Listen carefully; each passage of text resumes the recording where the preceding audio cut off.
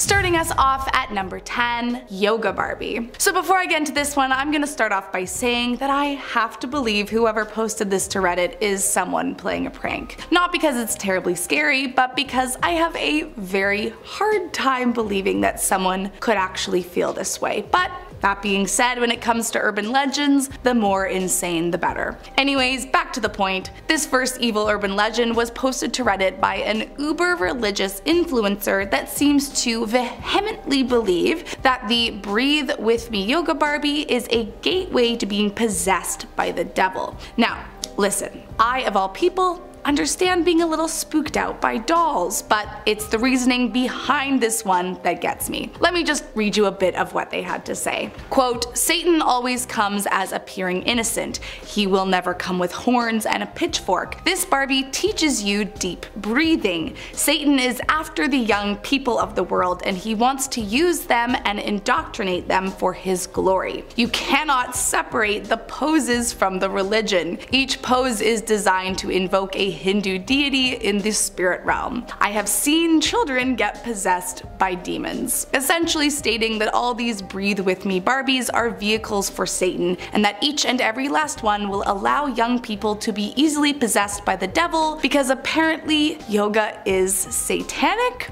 I have many questions. Coming in at number 9, Original Barbie. The original Barbie, iconically dressed in her white and black bathing suit, debuted in 1959 and started a doll revolution that has not once died down in nearly 65 years. Now, for those who might not know, Barbie was created by a woman named Ruth Handler, along with her husband, and the dolls were modeled after the controversial Build Lily doll, who were, let's just say, not meant to be marketed towards kids.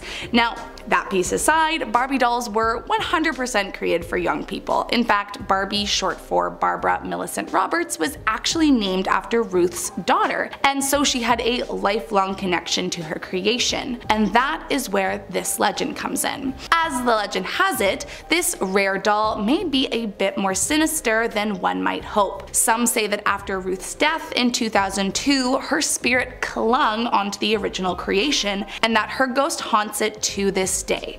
Which, you know, might not be the most evil thing on this list, but any haunted doll is creepy enough for me. Coming in at number 8, Ghost Barbie. In 2012, Mattel released the Ghost Barbie as part of their Haunted Beauty collection. Now I for one, as I'm sure many of you are, am a big ol' fan of the Ookie Spooky, so at first glance this doll seems pretty sweet. However, apparently there is a terrifying urban legend that is attached to her. Legend has it this doll is not just made to have a haunted aesthetic, but that she's actually just as terrifying as she appears on the outside. It's said that the doll feeds off the energy of the owner, and while she may be harmless when you first bring her home, eventually once she has drawn out enough energy from you, she will begin haunting you. Legend has it she will watch you sleep and move around your room at her own will, but most terrifying of all are the legends that state she can invade your dreams while you're asleep and possess you in your sleep. I mean, if that turns out to be true, that would put her up there with some of the most frightening dolls in the world. Coming in at number 7, Hello Barbie. In 2015, Mattel released their most technologically advanced Barbie yet, and life was less in plastic and fantastic and more an episode of Black Mirror. Essentially, the Hello Barbie was designed to be able to listen to conversations and then reply to their query with one of her 8,000 programmed responses. But legend has it, it was much more sinister than that. Because this Barbie connects to the internet, allegedly hackers were hijacking the dolls to spy on the young users and steal their information. So when these impressionable minds were talking to who they thought was just their new doll, it could have been some creepy hacker guy who was trying to sell off their info.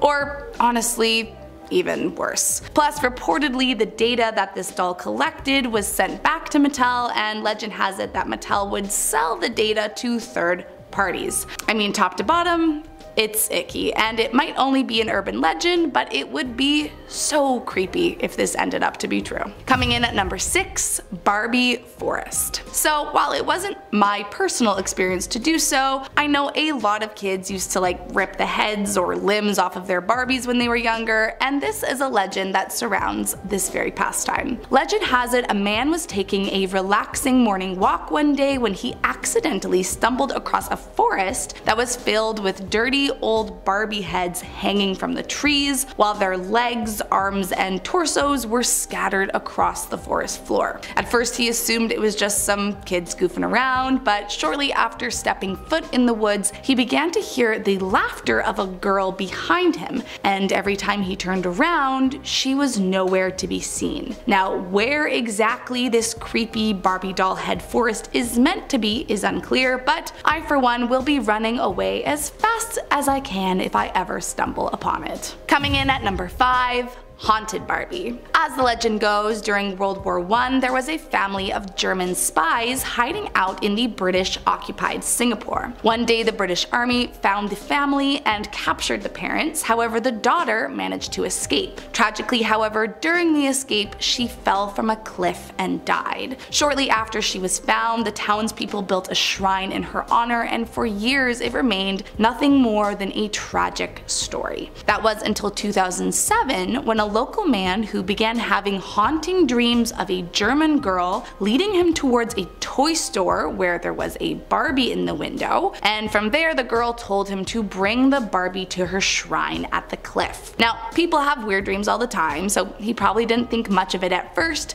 but after the 3rd night in a row of the same girl haunting his dream and insisting he bring her a Barbie, he skeptically followed the girl's instructions and purchased the Barbie as was requested. The doll remains at her shrine to this day, and some believe this doll is actually haunted by the girl's spirit. Coming in at number 4, Barbie Possession. There are tons of supposedly possessed dolls out there. I mean, there's Annabelle, Robert, and Letta, just to name a few, but wouldn't you know that a terrifying possessed Barbie is a part of that group as well. Legend has it that many years ago there was a young girl who loved her Barbie doll very much, but sadly she passed away suddenly in the night, shocking her entire family. Now, of course, at first the mother wasn't able to part with her newly passed daughter's belongings, and so they stayed in her room for several months. However, a few weeks after the girl had died, her mother began noticing something strange was going on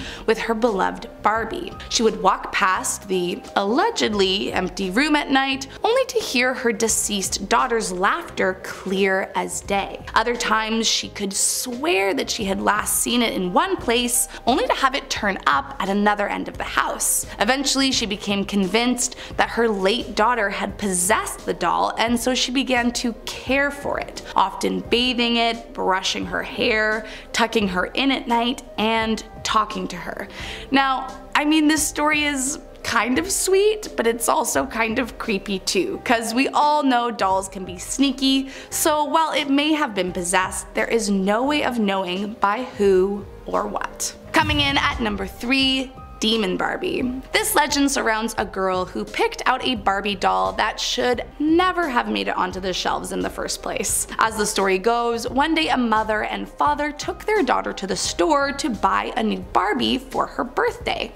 Pretty normal so far. However, when they got to the store, they couldn't help but notice that one Barbie stuck out from the rest, and not in a good way. There on the shelves beside all the other Barbies was a strange Barbie with all black eyes, and despite trying their hardest to convince their daughter to pick a different one, in the end, unable to convince her otherwise, they brought it home assuming that it was probably just a manufacturing mistake. However, upon bringing it back home, they quickly realized this was no ordinary Barbie. Their daughter became almost instantly attached to the doll, and not in a normal way. It said she refused to go anywhere without the Barbie, even from room to room, and that she was often found talking to it in a strange voice that didn't sound like her own. They were already beginning to regret their decision, and then the girl started to become violently ill, and so convinced it was the doll, they stole it from her in the night and burned it. The next day, like magic, the girl was healthy.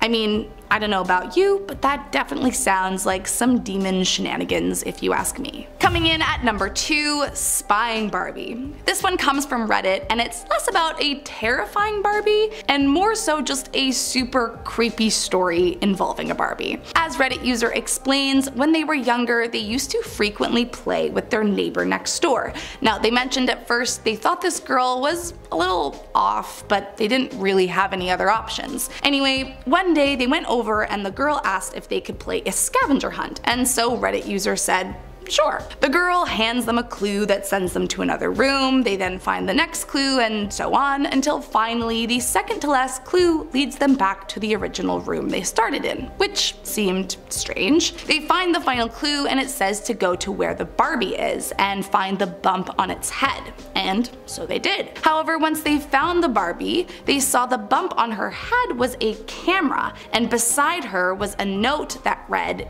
"Daddy watches me and he's trying to kill me." Terrified, Reddit friend ran downstairs to tell the mom what they found, but was instead thrown out of the house for being disrespectful and told they could never return. Reddit friend immediately told their own mother what they found, but being a little kid and all, wasn't really believed, until a few days later when the neighbor girl who had tried to warn someone was found dead. And last up in our number 1 spot, Barbie Girl. If you have spent some time on the internet, you've probably come across several out there people who have what one might call an unhealthy obsession with Barbie. I mean, don't get me wrong, I love a girly Barbie moment, but there has to be a line, and that line should probably stop long before we get to anything illegal. This next legend is likely one of the most disturbing things I have ever read about, and it surrounds a psychopath man. As the legend goes, there was once a guy who was so obsessed with Barbies that he decided to turn his basement into a real-life Barbie dream house. Except it was far from a dream. It said he would lure women into his basement and then kill them before turning their corpses into life-size versions of the doll, and from there he would spend his days playing with them. Now, I can only assume that there was also some intense perversion that paired with this, cause you can't convince me that he was just wanting to play with these dolls innocently. Like, there's just no way. Now again, this is an urban legend, so who knows the validity behind this all, but we also know of legit documented killers who had done stuff like this. So, I mean, it's honestly just another reason to not go into a stranger's basement. Starting off this list in our number 10 spot, we have the Headless Ghost Miner. According to the legend, deep in the remote wilderness of Yukon, there once was a thriving mining town. In the late 1800s, tragedy struck when a miner lost his head in a horrific accident deep within the mine shaft. The incident left the town in shock, and the legend of the Headless Ghost Miner was born. Locals claim to this day the spirit of the miner roams the abandoned mining town searching for his lost head. Witnesses report encountering a spectral figure dressed in tattered mining gear carrying a flickering lantern. Despite the absence of a head, the ghostly miner emits blood-curdling screams that echo through the night. Those who have crossed paths with the Headless Ghost Miner speak of an overwhelming sense of dread and an intense feeling of being watched. Some claim to have witnessed the miner's lantern light flicker and heard his disembodied voice calling out for help. The legend has been passed down through generations, warning people to stay away from the haunted mining town after dark. Whether the legend is rooted in real tragedy or fueled by the imagination of storytellers, the tale of the Headless Ghost Miner continues to send shivers down the spines of those who venture into the desolate reaches of Yukon's wilderness. In our number 9 spot today, we have the ghost train of Stony Trail. Located on the outskirts of Calgary in Alberta, Stony Trail is a popular highway that encircles the city. According to the legend, late at night, a ghostly train can be seen and heard traveling alongside the highway, even though there are no train tracks in the vicinity. Witnesses claim that the apparition of an old-fashioned train, complete with smoke billowing from its stack and the sound of its whistle, appears out of nowhere and follows the path of Stony Trail for a short distance before vanishing into thin air. Some even report feeling a chill in the air and a sense of unease unease when encountering the ghost train. There are various theories surrounding the origins of this paranormal phenomenon. One popular belief is that the ghostly train is a residual haunting, a recording of past events imprinting on the surrounding environment. According to local lore, a train derailed in the area decades ago, resulting in multiple fatalities. It is said that the spirits of the deceased continue to haunt the land, manifesting as the ghost train. Whether the sightings are the result of overactive imaginations, optical illusions, or actual paranormal activity, the legend of the ghost train of Stony Trail continues to intrigue and captivate those who travel along the highway late at night, reminding them that the boundary between the living and the supernatural may not be as distinct as it seems. In our number 8 spot today, we have the Gray Man. According to the legend, the Gray Man is a spectral figure that haunts the vast prairies and desolate stretches of land in Saskatchewan. The Gray Man is described as a tall and shadowy figure wearing a long, tattered coat and a wide-brimmed hat that obscures his face. He is often seen wandering aimlessly in remote areas, appearing and disappearing mysteriously. The legend suggests that encountering the Gray Man brings a profound sense of unease and foreboding to those who witness him. Locals and travelers claim to have seen the Gray Man in various locations across the province, particularly in isolated rural areas and near abandoned homesteads. Witnesses describe feeling an overwhelming sense of being watched or followed, and some have even reported hearing disembodied whispers or the sound of footsteps when there is no one around. The origins of the Gray Man legend are shrouded in mystery. Some speculate that he may be the ghost of a lost soul or a restless spirit bound to the land. Others believe that he serves as a warning or harbinger of impending doom. The legend of the Gray Man adds a very eerie and supernatural element to Saskatchewan's expansive and secluded landscapes. It continues to intrigue and unsettle those who venture into the remote corners of the province, perpetuating the fascination with the unknown and the paranormal in Saskatchewan folklore. Whether the Gray Man is a figment of imagination or a genuine spectral entity, his legend continues to captivate the imagination of locals and visitors alike. In our number 7 spot today, we have the Wendigo. The Wendigo is a creature you may have heard of before, and they are a creature deeply rooted in Indigenous folklore and is said to roam the wilderness of Manitoba. According to legend, the Wendigo is a malevolent spirit or entity that takes the form of a gaunt and emaciated creature. It is often depicted as towering in stature with sunken eyes, long limbs, and antler-like protrusions from its head. The Wendigo is said to be driven by insatiable hunger and an unquenchable desire for human flesh. The legend warns that those who venture into the remote forests of Manitoba may encounter the Wendigo. It is believed that the creature possesses humans, driving them to madness and human consumption. The Wendigo is said to embody the darkest aspects of human greed and gluttony, and the origins of the Wendigo legend are deeply rooted in the folklore of the Indigenous peoples of the region, particularly the Algonquin tribes. The story serves as a cautionary tale warning against the dangers of selfishness and the consequences of succumbing to one's primal desires. The legend of the Wendigo continues to captivate the imagination and instill fear in those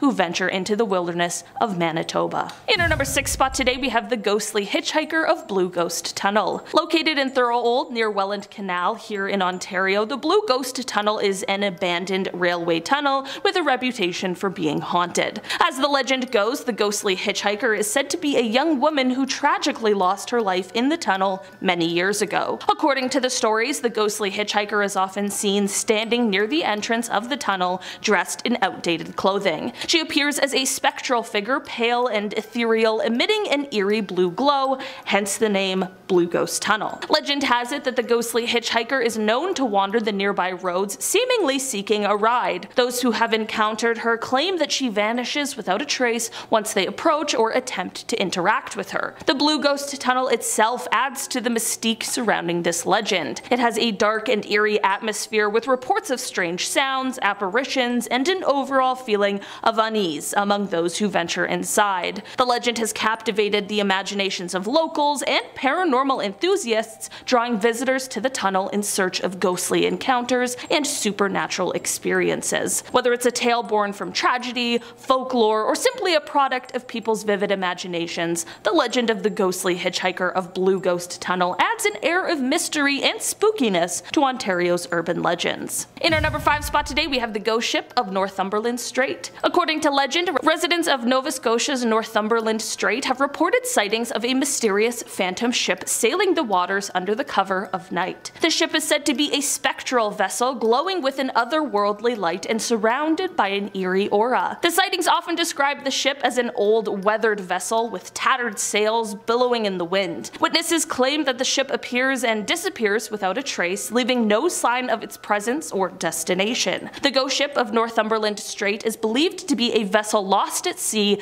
doomed to wander the waters for eternity. Some versions of the legend suggest that the ship carries the restless spirits of sailors who perished in a tragic maritime accident. Local fishermen and sailors have shared chilling accounts of encountering the ghost ship, describing a bone-chilling silence and a very unsettling feeling of being watched as the phantom vessel passes by. In our number 4 spot today, we have the Ghost Bride of St. John. Legend has it that in the late 19th century, a young bride was preparing for her wedding day in St. John, New Brunswick. Tragically, on the day of her wedding, the bride's groom-to-be perished in a shipwreck off the treacherous Bay of Fundy. Heartbroken and devastated, the bride decided to take her own life by jumping off of a cliff into the turbulent waters below. Since then, locals claim to have witnessed this ghostly apparition of a veiled bride wandering near the cliffs overlooking the bay. She is said to appear in a flowing white wedding gown, her face hidden by a very sheer veil. Some have reported hearing her mournful cries or the faint sound of wedding bells carried by the wind. According to the legend, the ghost bride is forever trapped in a state of sorrow and longing, doomed to wander the cliffs in search of her lost love. Some believe that encountering the ghost bride is an omen of misfortune and impending tragedy. The story of the Ghost Bride of St. John's has become an enduring part of New Brunswick's folklore, captivating locals and visitors alike. In our number 3 spot today, we have Ogopogo.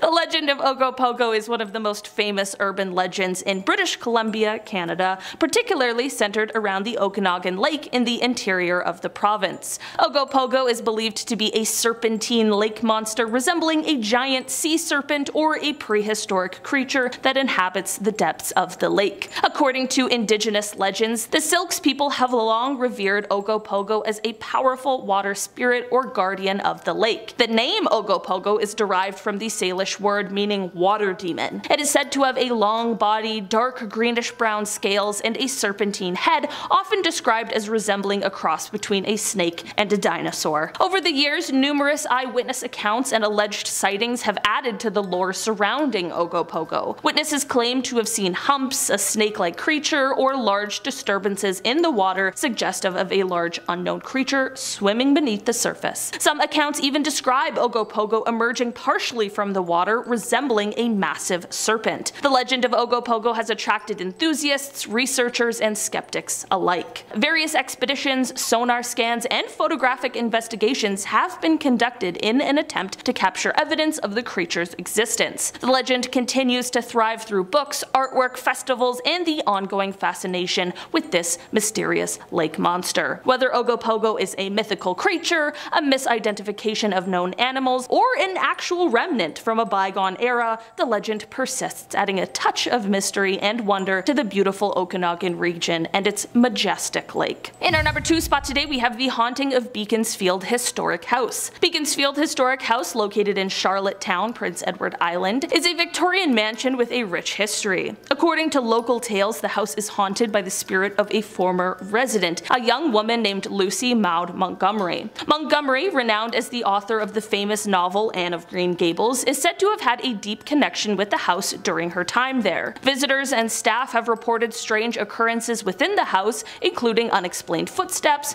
doors opening and closing on their own, and the sound of disembodied laughter echoing through the halls. Some have even claimed to catch glimpses of a ghostly figure resembling Montgomery herself. Many believe that Montgomery's lingering spirit continues to reside within Beaconsfield House, perhaps drawn by the memories and inspiration it holds. The ghostly tales surrounding this historic house have captivated locals and visitors alike, adding an eerie charm to its already compelling history. And finally, in our number 1 spot today, we have the Devil's Footprints. Story goes that one winter's night, a small coastal community in Newfoundland and Labrador woke up to find a peculiar set of footprints in the freshly fallen snow. The footprints were incredibly large and hoof-like in shape, leaving the villagers perplexed and fearful. The tracks stretched across rooftops, gardens, and even crossed over bodies of water, defying the laws of nature. Terrified, the townspeople believed that the tracks were the work of the devil himself. They believed that the devil had come to their village to wreak havoc and spread fear among them. Some claimed to have heard eerie laughter in the distance or witnessed strange lights in the sky, accompanying the appearance of the footprints. As word spread, similar sightings of the devil's footprints were reported in neighboring communities, intensifying the fear and intrigue surrounding the legend. Many attempted to follow the tracks, but they always seemed to vanish mysteriously, leaving no trace behind. To this day, the legend of the devil's footprints remains a chilling mystery in the province. Some attribute the phenomenon to natural causes like unusual weather patterns or hoaxes, while others believe it to be the work of supernatural forces. Regardless of its origins, the legend continues to captivate the imaginations of locals and visitors alike, reminding them of the mysterious and otherworldly aspects of the region's folklore. And we're kicking off this list with the Scandinavian Ganganger. Ganganger, that's a hard word to say.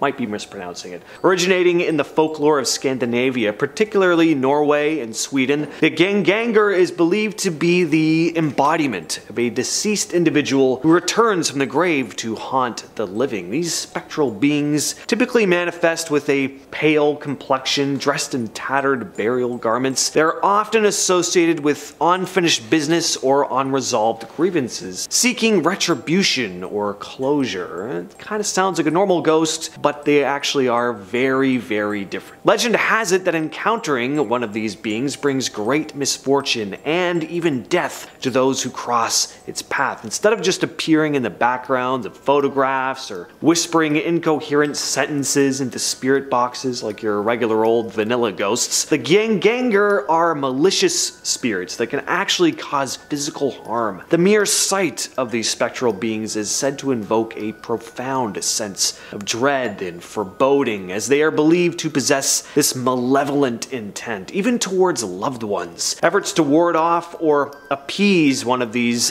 beings have been present in Scandinavian folklore for centuries. Traditional rituals like offering prayers, performing protective charms, or conducting burial rites were believed to provide some defense against their haunting presence. At number 9, we have A Letter from a Blind Man. This one is short, but man, is it chilling. A dark tale that began circulating just after one of the darkest periods in modern history. In post-World War II in Berlin, a time plagued by scarcity, poverty, and hunger, a tale spoke of a young woman who encountered a blind man navigating his way through a bustling crowd. The two ended up striking a conversation, leading the man to ask if she could deliver a letter to the specified address on the envelope for him. Considering it was conveniently on her route home, she agreed to help. As she turned to walk away though, she craned her head back momentarily to see if there was anything else she could assist the blind man with, and to her astonishment, she caught sight of him hastily making his way through the crowd without his dark glasses or his white cane. Understandably, she was pretty suspicious at this point and headed over to report the incident to the authorities. The police swiftly raided the address mentioned in the letter, where they uncovered a gruesome discovery. In the home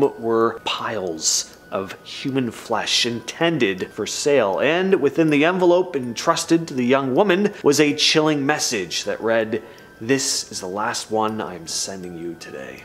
The Beast of Gavaudan, terrifying creature's tale, has become a blend of fact, fiction, and folklore. The legend speaks of a monstrous beast that haunted the rural landscape of Gavaudan, a region in south-central France, during the mid-18th century. According to the stories, the creature possessed an insatiable appetite for human flesh, targeting women and children as its preferred victims. Descriptions varied, but Many accounts depicted a fearsome creature resembling a massive-sized wolf or a hybrid predator, possibly with blood-red eyes and a black stripe running down its back. Its ruthless attacks, coupled with its supposed invincibility against conventional weaponry, left the people in a state of dread, desperation, and as the legend grew, so did the attempts to bring an end to the creature's reign of terror. Countless hunters, soldiers, and villagers embarked on these journeys to track down and take out the beast, yet the creature thwarted their efforts time and time again, evading traps, bullets, and even organized hunts. The legend reached its climax when a local hunter named Jean Chastel claimed to have slain the beast using a silver bullet. Over the years, legend of the beast of Gévaudan has been dissected by historians, mythologists, and enthusiasts, giving rise to various theories about the true nature of the creature. And apparently this did happen, it's just we're not quite sure if it was some sort of paranormal creature, like a werewolf, or if it was just a particularly large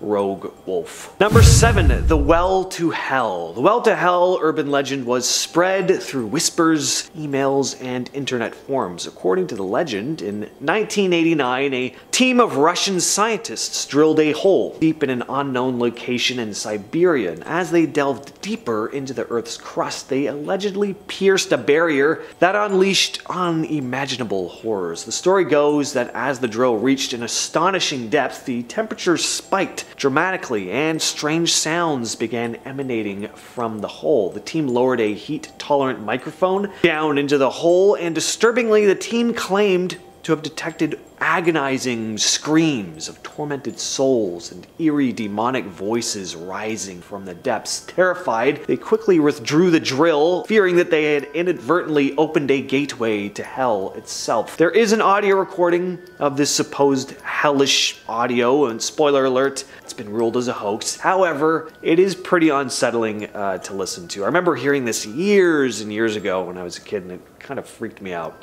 Next on the list we have The Faceless Woman. This story takes place in the London Underground at Beacon Tree Station. The story goes that a station supervisor was working the late shift, minding his own business, when the door to his office started to shake. First he just brushed it off, thinking it was just the rumble of passing trains on other lines, but when the door didn't stop rattling, even into the wee hours of the morning when no more trains were running, the worker decided probably time to leave. He headed up to the upper office where his coworker was stationed, and as he was making his way up the staircase, he just couldn't shake the feeling that something was off. Someone was trailing behind him. He turned around and was greeted by a disturbing sight. A woman stood below him with long blonde hair and without a face, standing just a few feet away. He suddenly dashed up the stairs in a panic before finally finding safety in the top office. Once there, a colleague could see the fear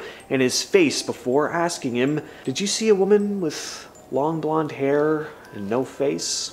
Next up is the Vanishing Hotel Room, aka the Vanishing Lady. This legend began circulating in the late 1800s, taking place in France. Like with most urban legends, there are multiple versions of the tale, but it goes something like this. A mother and daughter had recently arrived in Paris. They check into a hotel, but pretty soon the mother begins feeling ill, collapses. A doctor arrives who informs the daughter that her mother will need medicine. That can only be picked up at the other end of town. The daughter sets out to get the medicine, but when she returns to the hotel hours later, her mother is no longer there. In a panic, she asks the staff where her mother is, but they all claim not to know who she's talking about. According to them, the girl had arrived at the hotel on her own. In some versions of the story, the girl suffers a mental breakdown and ends up at a mental institution. In another version of the legend, it is revealed that the mother had actually died of the Black Plague, and the hotel tried to cover it up by disposing of her body and pretending like they'd never seen her in order to avoid bad publicity. At number 4, we have the Russian sleep experiment. This story began circulating online, and according to the chilling tale, in 1947, Soviet researchers conducted a classified experiment in which 5 subjects were kept awake for an extended period of time. The goal was to test the effects of sleep deprivation on human physiology and their mental state. Days turned into weeks, however. The subjects began to exhibit disturbing behavior. They became increasingly paranoid and delusional, plagued by hallucinations and exhibiting signs of extreme psychological distress. Desperate attempts to stay awake led to self-mutilation as they tore into their own flesh, driven to madness by their sleep-deprived states. The most horrifying twist in the legend comes when the researchers decided to release a gas into the chamber in order to induce sleep. However, instead of providing relief, the gas triggered a nightmarish frenzy of violence. The researchers entered the room only to find one man still standing. The bodies of the other 4 men, or at least what remained of them, lay strewn about the room. Next, we have another urban legend from the London Underground, the Crying Girl of King's Cross Station. In 1987, deep underground in the tunnels of the London subway at King's Cross Station, a fire had broken out. The fire took the lives of 31 people, and some say they still hear the wails and cries of the poor souls who lost their lives there, especially the crying woman. Late at night, when the platform is mostly deserted, some say they spot a woman dressed in jeans and a t-shirt, sobbing into the night, the echoes of her cries reverberating off the long, empty tunnels. When they go to approach her, though, she simply disappears. Coming in at number 2, we have the Black Volga. The urban legend of the Black Volga is a chilling tale that is circulated in various parts of the world, but particularly in Eastern Europe. According to the legend, a menacing black luxury car, often identified as a Volga sedan, prowls the streets at night, instilling fear in all who cross its path. The Black Volga is said to be driven by mysterious figures, frequently described as malevolent entities or agents of the supernatural. Witnesses claim that the vehicle appears seemingly out of nowhere, its engine roaring ominously as it glides silently through the darkness. The car's windows are tinted, hiding the occupants from view and shrouding their intentions in secrecy. Terrifying encounters with the Black Volga involve tales of kidnappings, disappearances, or even encounters with supernatural beings. Some versions of the legend suggest that the car is driven by vampires or other supernatural creatures preying on unsuspecting victims in the dead of night. Some have actually theorized that perhaps the Polish secret police spread these more outlandish legends in order to invalidate claims of genuine kidnappings carried out by the government. And at number 1, we have the Catacombs video. Now, this video really does exist. It's just the person behind the camera who's never been identified, which has led to multiple theories about the circumstances of this case. Is it just a hoax, or was this actually a man who got lost in the catacombs, never to be seen again? This is one most of you have probably heard of, but it's a story that's always stuck with me. One that chilled me to the bone when I first heard about it and watched footage. The video is said to have been filmed in the early 90s, possibly 1993. In the black and white footage, we see a POV of the cameraman as he makes his way through the dark tunnels of the Paris catacombs. Soon, though, his breathing begins to intensify and he picks up his pace, now running aimlessly through the tunnels until he finally drops his camera altogether. Continuing to run further into the darkness, the camera continues to record until the battery dies. The camera was found later on, and searches were made for this mysterious man, but no body was ever discovered. Starting us off at number 10 is the Wendigo. Arguably the most well-known of the indigenous legends is that of the flesh-eating Wendigo from the Algonquin tribes of North America. Now, with any legend, there's always a few variants, but the widely told story is that the Wendigo was once a lost hunter roaming the woods, who during the cold winter was running out of food to eat. Hungry, cold, and alone, the man turned to one of the greatest misdeeds one could: wood. He began to eat the flesh of another human. Not long after, he turned into a giant beast, satiated for flesh, and continued to haunt the woods, looking for lone travelers to devour. It's said that anyone can turn into a Wendigo, as it is merely a human possessed by evil spirits due to a sinful choice, most commonly eating flesh, but some believe selfishness or gluttony can also bring the beast forward. Most terrifying of all is that many believe it may be more than just a story. Between the 1800s to 1920s, there were countless alleged sightings of the man-eating monster, and even as recently as 2019, a group of hikers swear they saw one roaming in the woods, but as with all urban legend, no one has been able to come forward with enough concrete proof to prove it once and for all. Let's just hope they saw something else in the woods, cause this is one monster I would not want to come face to face with. Next up at number 9 are owls. As told by the Yakima people, there were once 5 sisters living in a cave. But these sisters were no normal humans, of course. They were witches who feasted on vile things like frogs, lizards, snakes, mice, and most cruel of all, they would feast on the flesh of people. Eventually there was a large battle between the villagers, and these witches were killed off one by one. The local tribespeople were overjoyed to have their evil presence diminishing. That was until the final sister died and left a curse behind her. As legend has it, the last sister drowned, and from her eyeball, all the owls of the world were created, and their spirits lived on through the owls, always watching and haunting any that passed by. In other stories like that of the Choctaw mythology, the owl deity is known as the Aishikitni, or the horned owl, and is believed to hunt men at night, only ever warning its prey with a blood-curdling screech right before your sudden death. Either way, I'm not sure I will ever be able to look at an owl the same again. Coming in at number 8, the Chindi. According to Navajo legend, the Chindi is the bad energy left behind by those who passed away. It's believed to be kind of like a ghost that is released from the human body on their last breath, and then it's everything that was bad about the person, sort of like the residue of what they were not able to bring into harmony. But what's scariest about the Chindi is that it can haunt the living. In fact, many believe that contact with the Chindi can cause illness or even death. Because of this, traditional Navajo practice always aimed to have death occur outdoors, hoping that it would give more space for the Chindi to leave and less room for it to attach to the living. If death occurred inside a house, that house was pretty much doomed and was believed to be eternally haunted by the Chindi, so it was customary to destroy the deceased possessions to reduce the chance of the Chindi lingering around and latching onto the living. One step further, traditionally you shouldn't even dare utter the name of whoever died so as not to tempt the Chindi to come near, for once it was close, you were likely the next one to go. Coming in at number 7 is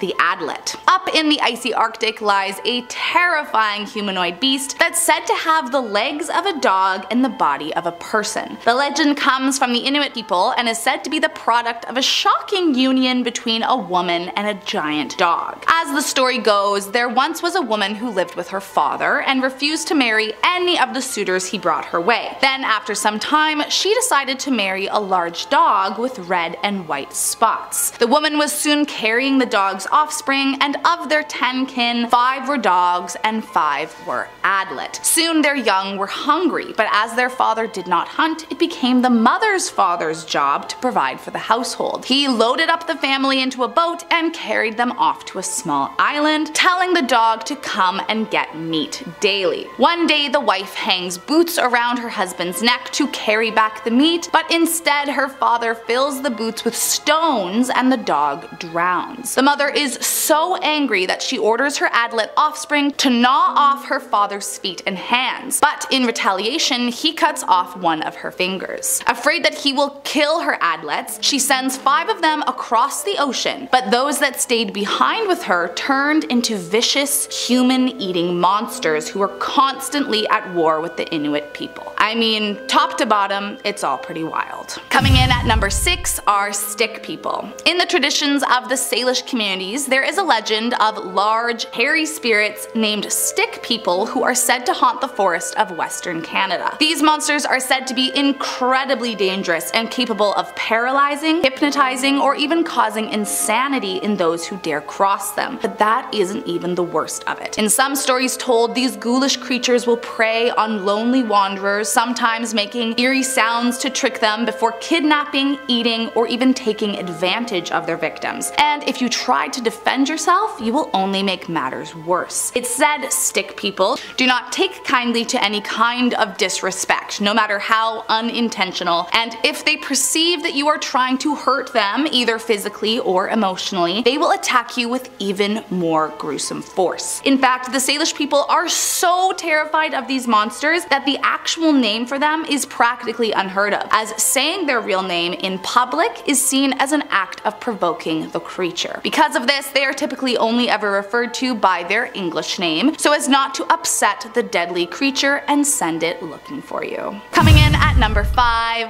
skinwalkers. According to Navajo culture, the skinwalker is a terrifying and evil witch with the ability to shapeshift into a terrifying humanoid beast. What's interesting about the legend of the skinwalker is its connection to their views of magic itself. In Navajo culture, traditional healers were known as medicine men or women, and they learned both good and evil magic. At one time, all the witches were once medicine men or women who could not handle the responsibility, and so they began to use their magic for evil instead of good. It's said that once in their skinwalker form, they are nearly indestructible and will wreak havoc on farmers' livestock or the people in the village that cross their path, and can only be killed by a bullet or by a knife dipped in white ash. Overall, the legend surrounding the skinwalker is incredibly mysterious, and for good reason. The Navajo people are very reluctant to tell their story of the deadly creature to those outside their community. As you see, it's believed even mentioning a skinwalker in passing will attract bad luck and make their appearances more likely, potentially even attracting one to come near you. So they avoid speaking on it at all costs. With that in mind, maybe we should move on to the next one. I'm not here to attract an evil witch my way after all. Next up at number 4, the Uktena. There are many different cultures worldwide who have a tale of a giant serpent or dragon, but one of the scariest might be that of the Uktena. According to Cherokee legend, origins of the creature began long ago when the sun sent a sickness down to earth to kill all of its people, and so a man changed into a horned snake to try and kill the sun, but he failed. Next, a rattlesnake took a shot and succeeded. The Uktena was apparently so jealous and angry over his failure that his people began to feel afraid of him, so they banished him to the woods to live out his life in isolation. But of course, he was not entirely left alone. You see, most commonly the Uktena is described as being a dragon-like horned serpent creature with wings and a blazing diamond on its forehead. The blazing diamond, called Ulunsuti, and whoever can defeat the beast and win it may become the greatest warrior in the tribe. However, as legend has it, the diamond puts warriors into a trance, as it's so beautiful and so bright that warriors will run towards the monster instead of trying to escape. As the story goes, only one man has ever been able to fetch the diamond from the beast's forehead and live to tell the tale. Coming in at number 3, the Scaramouche.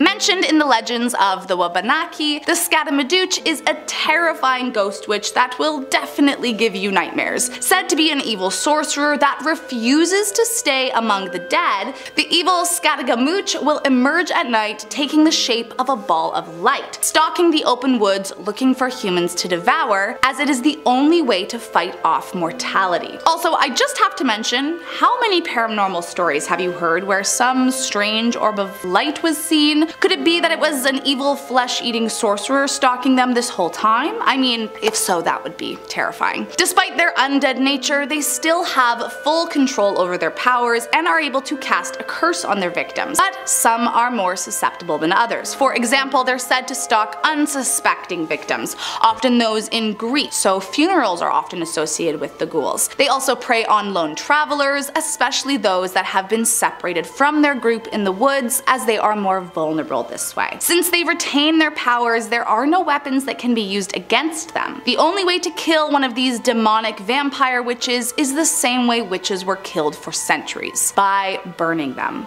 But let's just hope that you can get to them before they get to you. Next up at number 2 is the Kalupalik. Deep under the icy waters of the freezing Arctic is another creature from Inuit folklore, the incredibly terrifying half-human sea monster known as the Kalupalik. Described as slimy green-skinned humanoid creatures with long fingers, the scariest thing about these creatures is not how they look, but what they do. As the legend goes, the Kalupalik hides under the ice waiting for vulnerable young ones to be playing near the edge. It will then tap its green fingers on the ice or softly hum to lure its victim in close. Once they can reach their prey, they will snatch up the little one, placing it in their amotik, a parka worn by Inuit women with a built-in carrying pouch, and bring them down into their underwater lair and keep them forever. It's said they prey on the young as this halts their aging. The older the victim grows, the younger she gets. The greener her skin stays, and the more lush her hair. While no one can know for sure, it is believed this origin was mostly used as a cautionary tale to keep little ones away from the edge of the ice, but you never really know how much truth could be involved. And last up in our number 1 spot today is the flying head. Most popular among the Iroquois Confederacy, or Haudenosaunee in their language, is the legend of the flying head. According to the legend, the flying head was exactly as it sounded, a giant, floating, disembodied head with fiery eyes and tangled hair who floated through the air hunting for humans to devour. While the exact origins of the story are unknown, it's widely believed that the folklore derived from a betrayal of elders within an unknown tribe.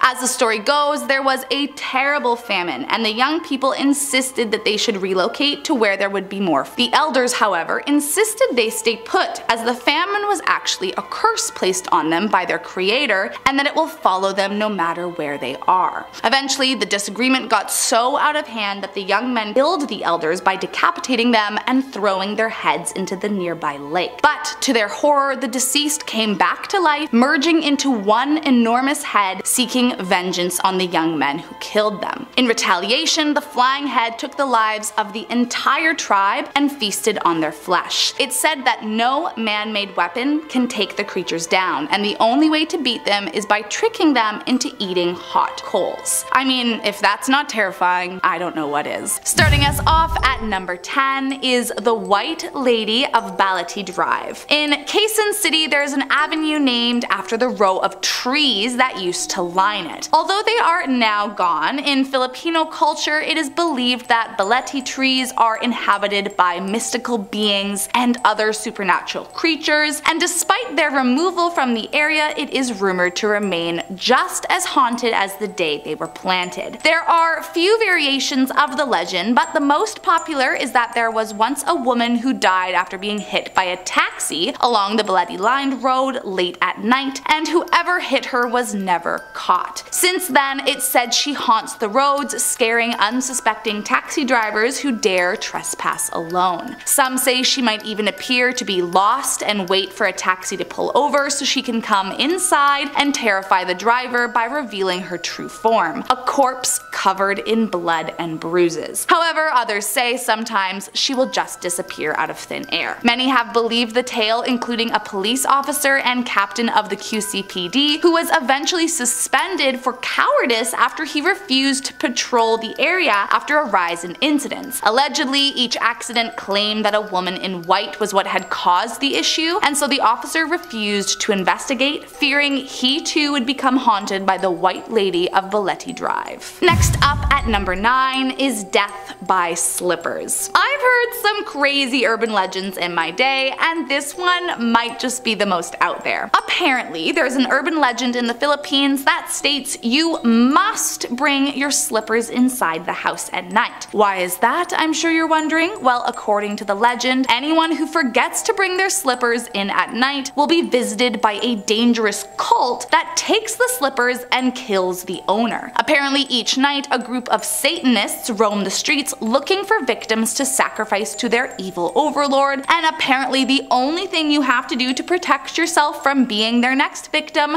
is bring your shoes inside at the end of the day. Okay.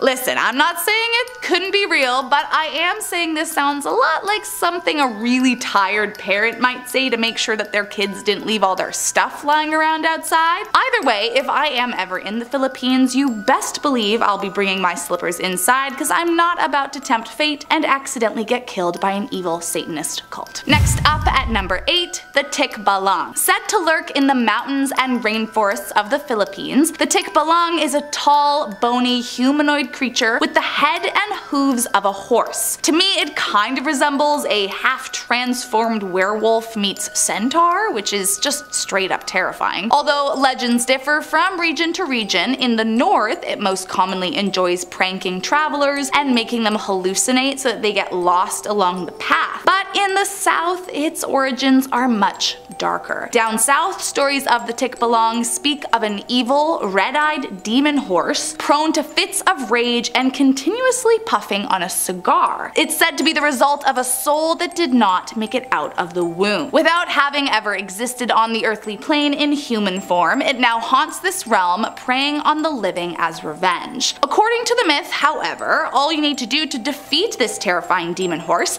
is pluck 3 hairs from its mane, taming the creature and making it indebted to you forever. That, or just hope you come across one in the north, I guess. Next up at number 7, the matrikulan. These terrifying creatures are kind of like the sick and twisted version of the Immaculate Conception. As legend has it, at night when everyone is asleep, they will sneak into the room of a virgin woman and impregnate her without her knowing. Apparently the ghoul is invisible to the human eye, so there's no way to protect against their devilish advances. Then after a few months inside, the monster will return to take what he gave to the woman, but first killing her and then consuming the life that was growing inside of her. There are also some versions where the matrikulan will prey on already pregnant women, and in this case, it's believed that the husband can protect his wife from getting a visit from the creature by swinging a butterfly knife, or balisong, over her stomach during labor. I mean, from top to bottom, this entire legend is incredibly dark, and I'm just praying that there is no chance they exist in real life. Next up at number 6 is the chanak. It's very common in many cultures and religions for new lives to be baptized, mainly because it signifies the young person as being a part of the Christian faith, and it symbolizes a life in devotion to Jesus Christ. And while some cultures believe it's not necessary to be baptized in order to get into heaven, it's definitely the preferred method. But due to the Spanish colonization in the Philippines in the 16th century, their version is a bit more intense. As the story goes, many believe that any souls who are not baptized by the Catholic Church in their early years go into a state of limbo after death and will return to earth as evil spirits. These spirits are called the chanak and are said to lure their prey deep into the woods, tricking them by shape-shifting to look like a little one abandoned and crying. Once they are picked up and have the victims right where they want them, the vampiric creatures will morph back into their true devilish form and attack. The only way to save yourself is either turn your clothes on inside out in hopes that the chanak will be amused and set you free of the enchantment. That, or some garlic and a rosary, can also do the trick in most cases. Coming in at number 5, the Mamba Barang. A terrifying Filipino folklore witch, the Mamba Barang uses their powers to get revenge on those they feel have either wronged them or those who they are envious of. As legend has it, the Mamba Barang will use their evil powers in order to conjure spirits and manipulate insects to enter the body of any person they choose, most often through voodoo rituals. What is scary about the Mamba Barang is that they're not some evil demon or mythical creature. creature, but just some ordinary human woman who practices black magic, and once they decide to conjure a spell on you, there is not much of anything that can be done to stop it. Once the ritual has been completed, she will instruct the insects who it is they are to infest,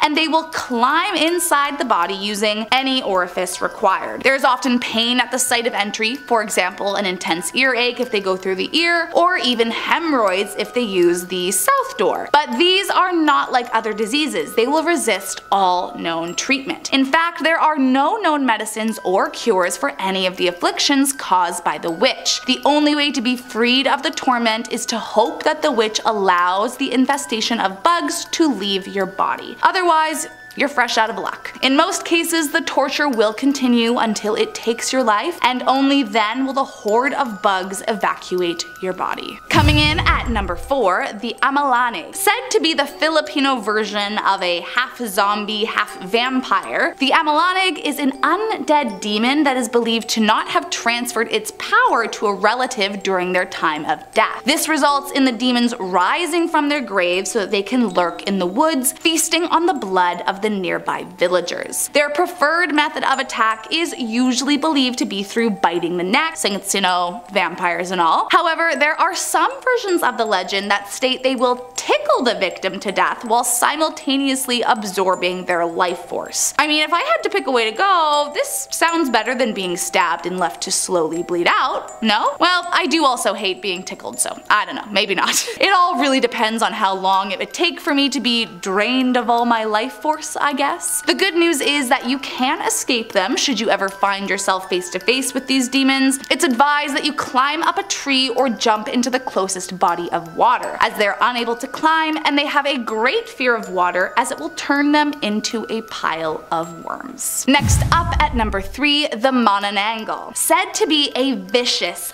flesh-eating, blood-sucking demon, the Manananggal is definitely one of the creepiest urban legends I've ever heard of. In their true form, they're described as being hideous women who have the ability to sever their body into two, something that they must apparently do in order to feed. When they detach their torso from their lower half, they become vulnerable, so they must hide their lower half to keep themselves from being attacked. They then grow wings so that they can fly around looking for their next victim. The Manananggal tends to prey on men, first shapeshifting to look like a beautiful woman so that they can seduce them before luring them into a secluded area, tearing them apart and sucking out all of their internal organs with their long tongue. The only way to defeat the ghoulish creature is to wait until her body is severed, as the lower half remains motionless and vulnerable. Once you find the lower half, sprinkle either salt or crushed garlic onto the creature, and the demon will be unable to join back into one entity. Then just sit back and wait until sunrise, as once the sun hits the separate torso, she will be destroyed. Coming in at number 2, the Aswang. This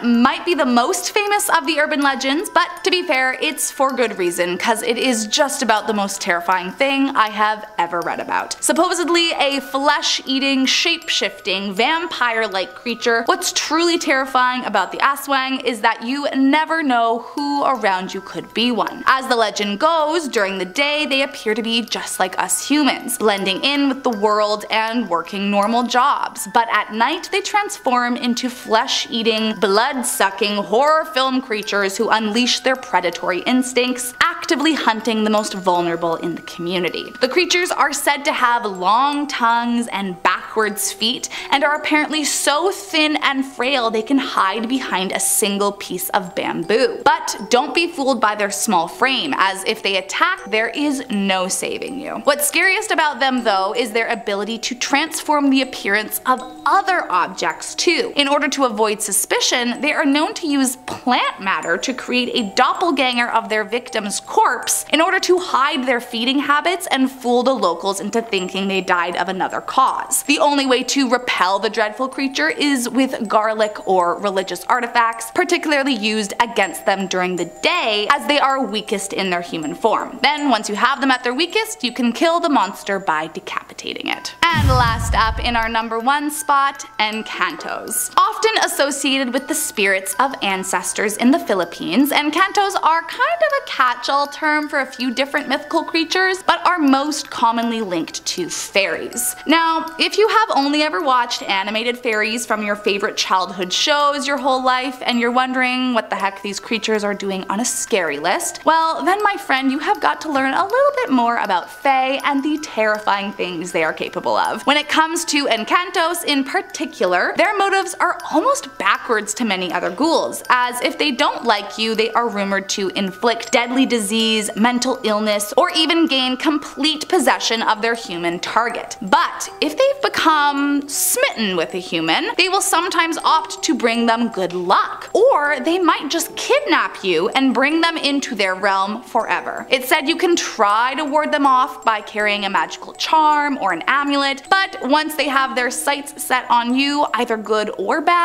it is hard to keep them away forever. Although the mythical belief in the Encantos may have originated as folklore, it has also been theorized that the fair-skinned fairies were actually created as a metaphor for the Spanish friars who colonized the Philippines, often abducting and taking advantage of the young Filipino women in the woods. So considering they're based off of real people, you don't get much scarier than that. Starting off in our number 10 spot, we have the Porky Potion. According to this mystifying urban legend, Coca-Cola's beloved recipe is infused with a clandestine essence derived from none other than the swine itself. Yes, there are legends that suggest that the beloved pop contains pork in it. Whispers of this Porky Potion have sparked intrigue and bewilderment, with enthusiasts and skeptics alike pondering the veracity of this tantalizing claim. Could the sizzle of bacon and the essence of ham be concealed within every effervescent sip? As the tale continues to weave its mysterious web, speculations run rampant. Some argue that the inclusion of pork lends a secret flavor that tickles the taste buds. Others remain skeptical, dismissing the notion as nothing more than a figment of overactive imaginations. But as with any urban legend, the truth remains shrouded in ambiguity, leaving us all to ponder the tantalizing possibility that every fizzy gulp of Coca-Cola carries a hint of the porcine realm. So, dear curious souls, as you raise your next glass of this iconic elixir, let your taste buds dance with the uncertainty. Is there truly a porcine secret lurking within the depths of Coca-Cola's recipe, or is this legend destined to remain forever on the fringe of our thirst-quenching fantasies? Only you can decide. I'm just kidding, I'm pretty sure Coke is vegan, don't worry. In our number 9 spot today, we have the secret ingredient. Picture this, a pitch black room with a single spotlight shining on a lone figure, whispering about a recipe locked away like a Pandora's box. Legends say that the Coca-Cola formula is guarded by shadowy figures, only revealing its secrets to an elite circle of insiders. But what lurks beneath this shroud of secrecy? Could it be an ingredient so sinister that it sends shivers down your spine? Rumors have swirled like spectral apparitions, hinting at the true nature of this clandestine concoction. Some claim it's an extract distilled from the darkest corners of the earth, harvested under a blood moon's malevolent glow. Others whisper that the recipe holds a macabre fusion of rare exotic spices with a hint of forbidden fruits plucked from the Garden of Eden itself. But brace yourselves, because this is where things take quite a diabolical turn. Whispers grow louder, hinting at a more sinister truth. Some say that the secret ingredient is not of this mortal realm. It is whispered that Coca-Cola has forged a pact with the netherworld, adding a drop of ectoplasm or a pinch of ethereal essence to its elixir. Could this explain the drink's hypnotic hold on our souls? As the shadows deepen, a more chilling rumor emerges. Hushed voices claim that the secret ingredient lies within the realm of the occult. They say it's a touch of dark magic, a spell cast by a coven of ancient sorcerers, infusing each bottle with a bewitching power that captivates our taste buds and enslaves our desires. In our number 8 spot today, we have the cursed bottles. Prepare yourselves for a tale of forbidden curiosity and cursed artifacts as we delve into the chilling world of vintage Coca-Cola bottles. These seemingly innocent collectibles, coveted by enthusiasts and collectors alike, hold a dark secret that should not be taken lightly. Beware, for among the treasures of the bottle's collector's realm, there exist cursed vessels adorned with eerie symbols, marking them as conduits of misfortune. The unwary souls who dare possess these tainted tainted artifacts are said to become ensnared in a web of unexplainable calamities, their lives forever shadowed by a malevolent curse. Whispers of this haunting legend caution against the allure of these bottles, urging us to heed the warnings of those who have fallen victim to their spell. Tales of financial ruin, inexplicable accidents, and untimely demise swirl around these cursed relics, casting a pall of foreboding over anyone who dare to possess them. So the choice is yours. Will you succumb to the allure of these haunted artifacts,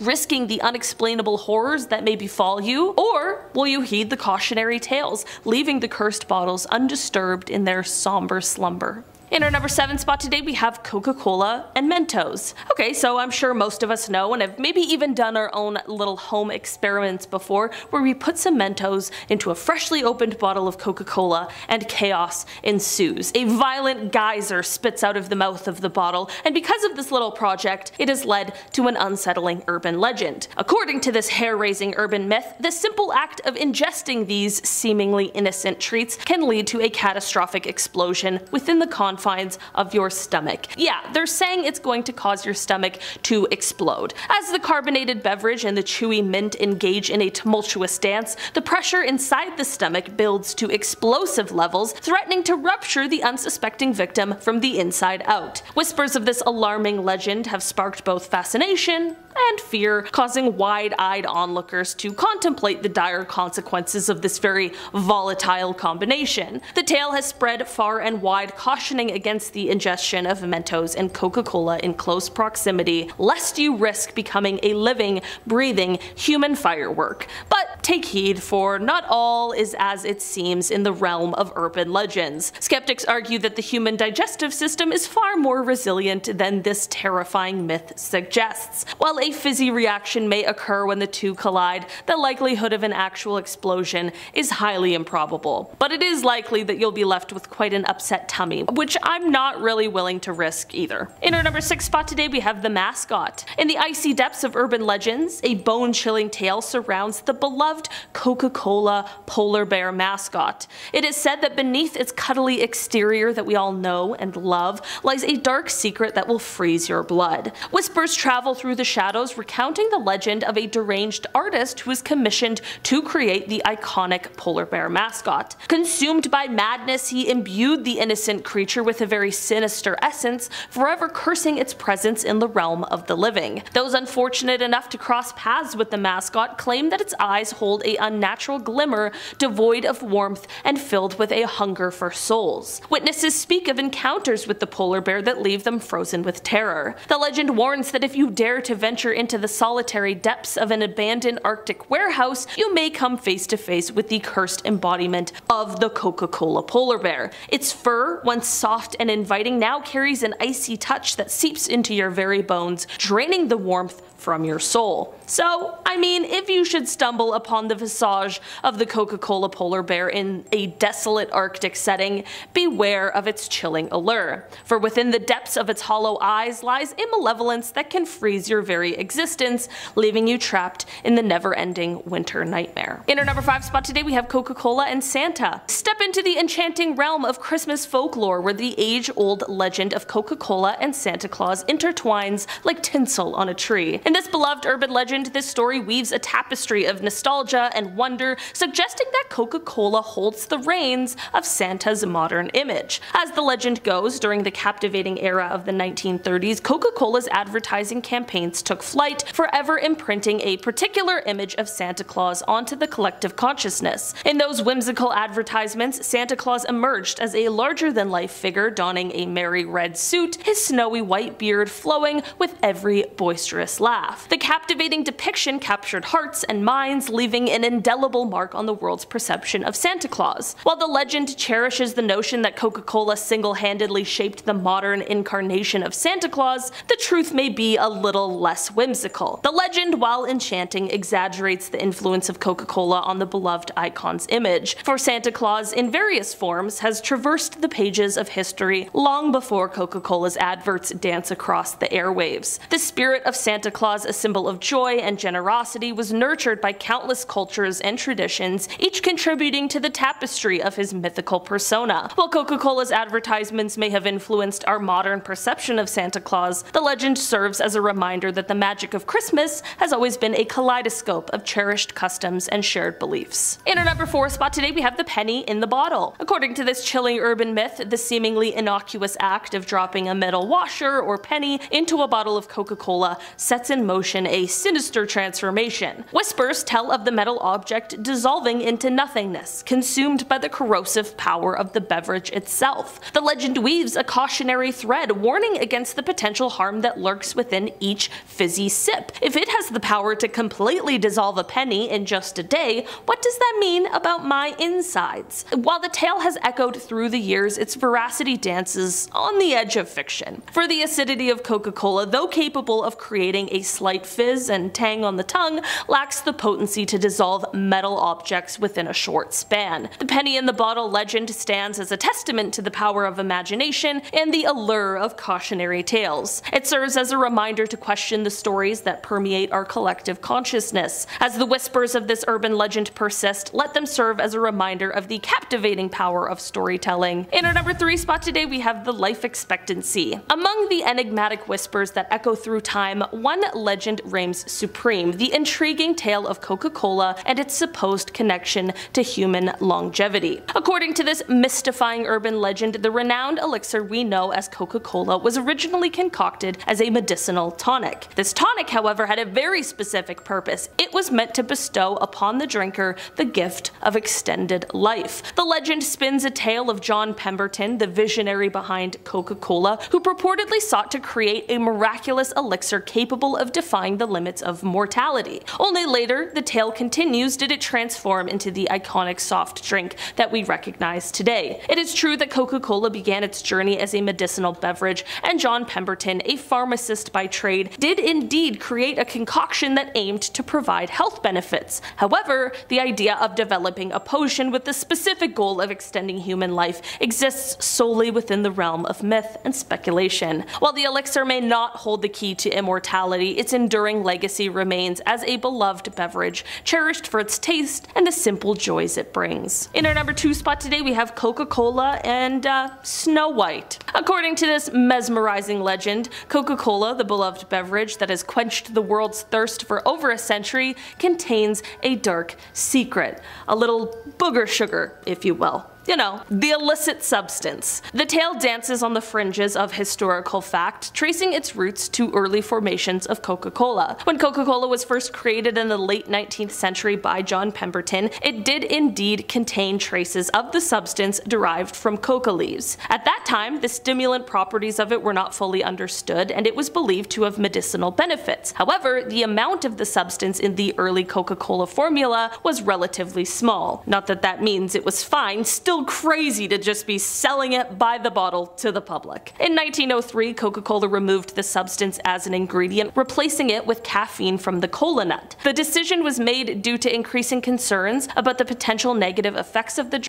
and growing regulatory scrutiny surrounding its use. Since then, Coca-Cola has been manufactured without any illicit substances as an ingredient. It's worth noting that the coca leaf flavor is still used in the production of Coca-Cola, but the drug's alkaloid has been removed. For over a century, Coca-Cola has embraced its position as a beloved soft drink, its secret formula a tantalizing enigma that has stirred the imagination of millions. The legend of its historical connection to the drug serves as a testament to the allure of tales that bridge the realms of fact and fiction. And finally, in our number 1 spot today, we have infertility. Among the captivating narratives that swirl in the ethereal mist, we encounter a curious legend that entwines the name of Coca-Cola with the delicate thread of fertility. Coca-Cola and sperm count.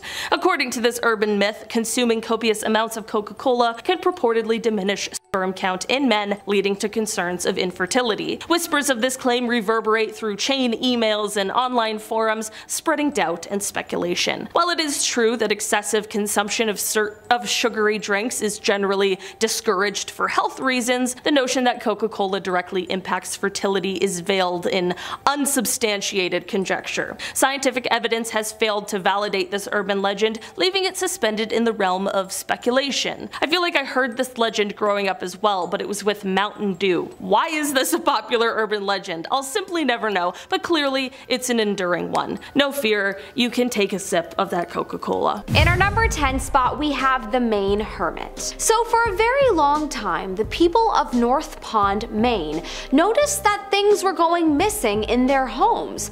Not jewelry or typical items that you would assume would go missing in a home invasion, but food, such as peanut butter and apples. Since these items weren't of the highest value, the people just let it happen and didn't look too much into it. Until the invasions continuously happened close to, just 1,000 times, and that is not an exaggeration. Eventually, a man by the name of Christopher Knight was caught and was given the nickname of the Maine Hermit. Apparently, this man had been without human contact for 27 years as he was living alone in the woods. He would just steal what he needed to survive. Thankfully, he wasn't dangerous, but scary to think that he had been breaking into those people's homes so easily for years. I bet you they all installed security systems after he was caught. In our number 9 spot, we have the secret tunnels. It has been long thought to be an urban legend that beneath a lot of schools are secret, mysterious tunnels. Well, apparently, that is actually true. These tunnels are said to connect to places or even to lead to hell. Well, I'm not so sure the hell part is real, but the tunnels do exist in a lot of schools throughout the US. From people that have seen them, they have said that the tunnels are dark and cold and truly just the most spooky, probably where the idea of them leading to hell came from. They are mostly abandoned and any source of light that was once in them is completely gone. They were believed to have been used before as perhaps an easy sort of transportation between the buildings in the campus during the colder months, as they are typically in places that experience colder climates. In our number 8 spot, we have the University of Rochester swimming pool. Once upon a time, schools used to have swimming pools and it was a huge attraction. There would be swimming teams and competitions, and then over time they stopped being made with them and they became less popular. They became abandoned even in some schools like the University of Rochester, for example. They housed a swimming pool that eventually was just used for the storage of desks and chairs. The desks and chairs are piled so high that it truly is a creepy sight. Apparently there are also red footprints along the side of the pool, and some have speculated about them as they look like blood. Was this pool discontinued because of a killing? It's possible. Am I starting another urban legend? Possibly. In our number 7 spot, we have more anesthesia, please. There used to be a rumor that some people, when going into major surgery, would get anesthesia to numb the pain and put them to sleep, but it wouldn't fully work. It was thought to be untrue and just a rumor, until a few cases were revealed to have actually been real. Apparently, about 0.02% of people that have surgery fall asleep, but still feel the pain as they require more than most.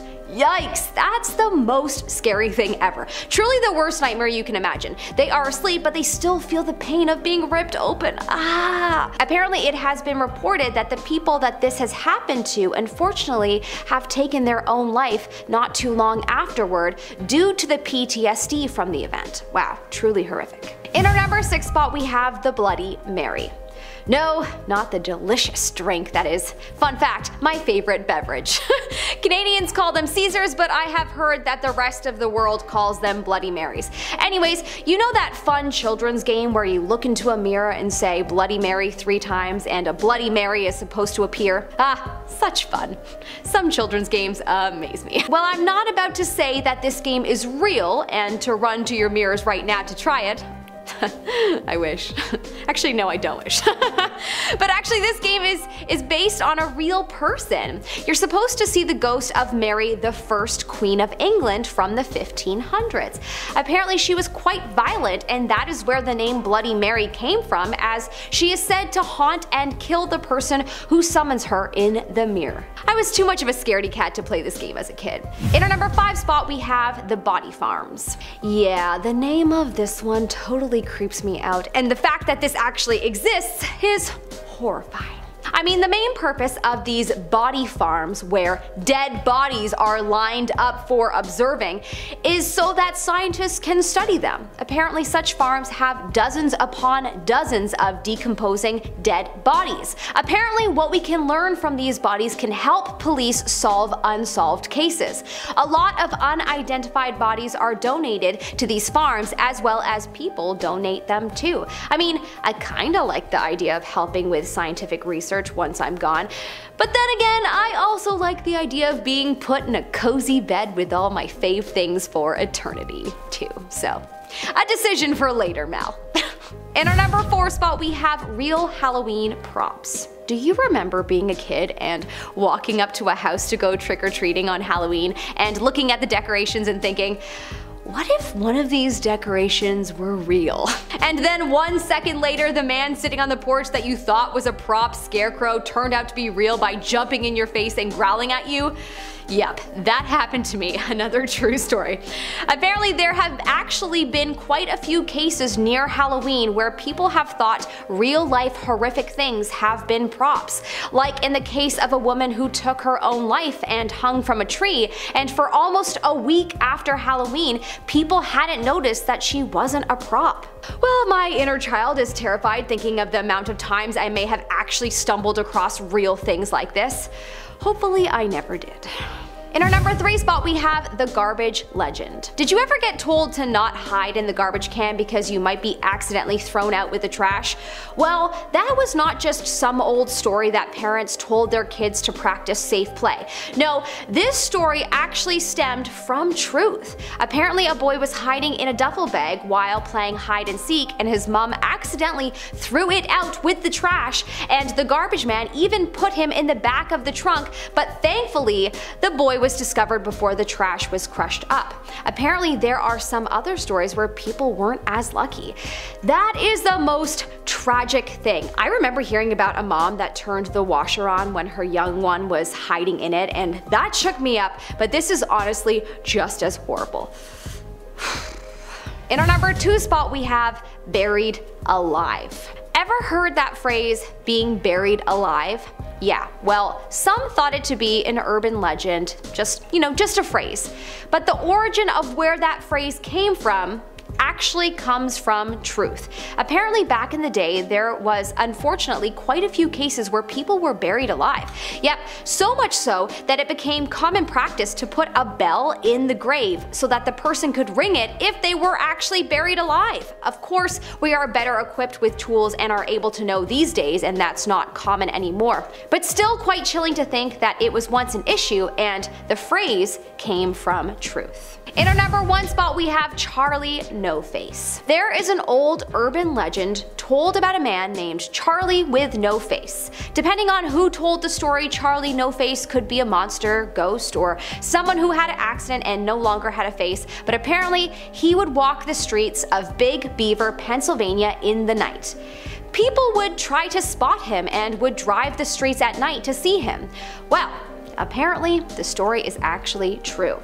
No, he wasn't a monster or a ghost, but a man named Raymond Robinson, and was a normal guy that unfortunately had an accident and it disfigured his face. From embarrassment, he would only walk the streets at night so people didn't see him. My bro actually had a horrible accident not too long ago, and not gonna lie, reading about the story had me very emotional.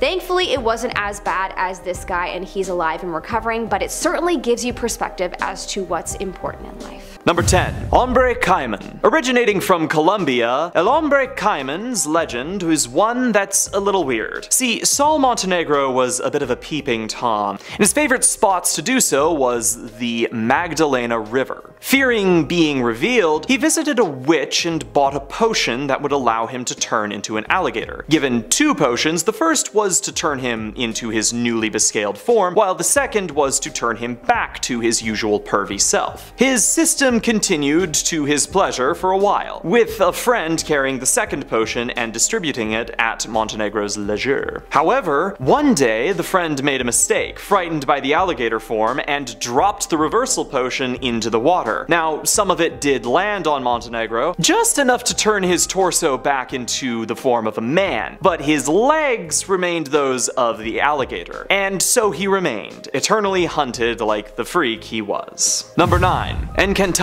A strange group of pink dolphins that is said to be located within the Amazon. These little weirdos are generally helpful to fishermen, with some claiming they even hold power over local weather. They're even professed to aid people that are drowning, but for all their good deeds, they do hold a pretty nasty little secret. See, the Encantado are profess to be capable of changing their form, turning into men once a year at Festa Junina. Wearing hats to conceal their blowholes, these handsome gentlemen join the festival where they seduce local women, and then proceed to leave them with a child that they won't be planning to raise. Ew. Number 8. El Cuero. A cousin of the similarly shaped Weke Weke, this horrible monstrosity is professed to hide in lakes, floating on the water's surface. With a spotted hide, it's generally easy to mistake this creature for a discarded cow's hide, but it's best not to be fooled. Concealed beneath the skin are a collection of teeth, stalked eyes, claws that line the edges of the hide, and a mouth that can extend to better consume its prey. There are even some reports that claim El Cuero can use weaponry, mostly knives and anything else its quarry might have been carrying. Supposedly, El Cuero is particularly fond of drinking blood, a number of its teeth being fangs. With all of that in mind, it's pretty safe to say that if you see a cowhide floating on a lake, you should just leave it alone. Even better, just leave. Number 7. Maricoxi. You know, with every culture in the world having some kind of variation on the Bigfoot legend, maybe it's time we started taking them a little bit seriously. However, the Maricoxi aren't just content to blurrily walk in front of cameras. Supposedly found by Percy Fawcett in an expedition to the Amazon in 1914, the Maricoxi were reported to live near the Muksubi tribe. Upon sighting Fawcett, they reportedly made overtures of diplomacy, but negotiations crumbled as Fawcett claimed to have been threatened with a bow. They opened fire on the Maricoxi, who responded in kind. Probably would have just been better to leave them alone, you feel? Number 6. Tapir Iwara. Occasionally referred to as water jaguars, these strange creatures appear to be hybrids between tapirs and jaguars. Roughly the size of a cow, they're estimated to be carnivores, though attacks on humans are rare. Social creatures, the Tapir Iwara defend each other when threatened. Sometimes they're hunted due to being viewed as pests, though this is dangerous as one of their strangest defensive abilities is their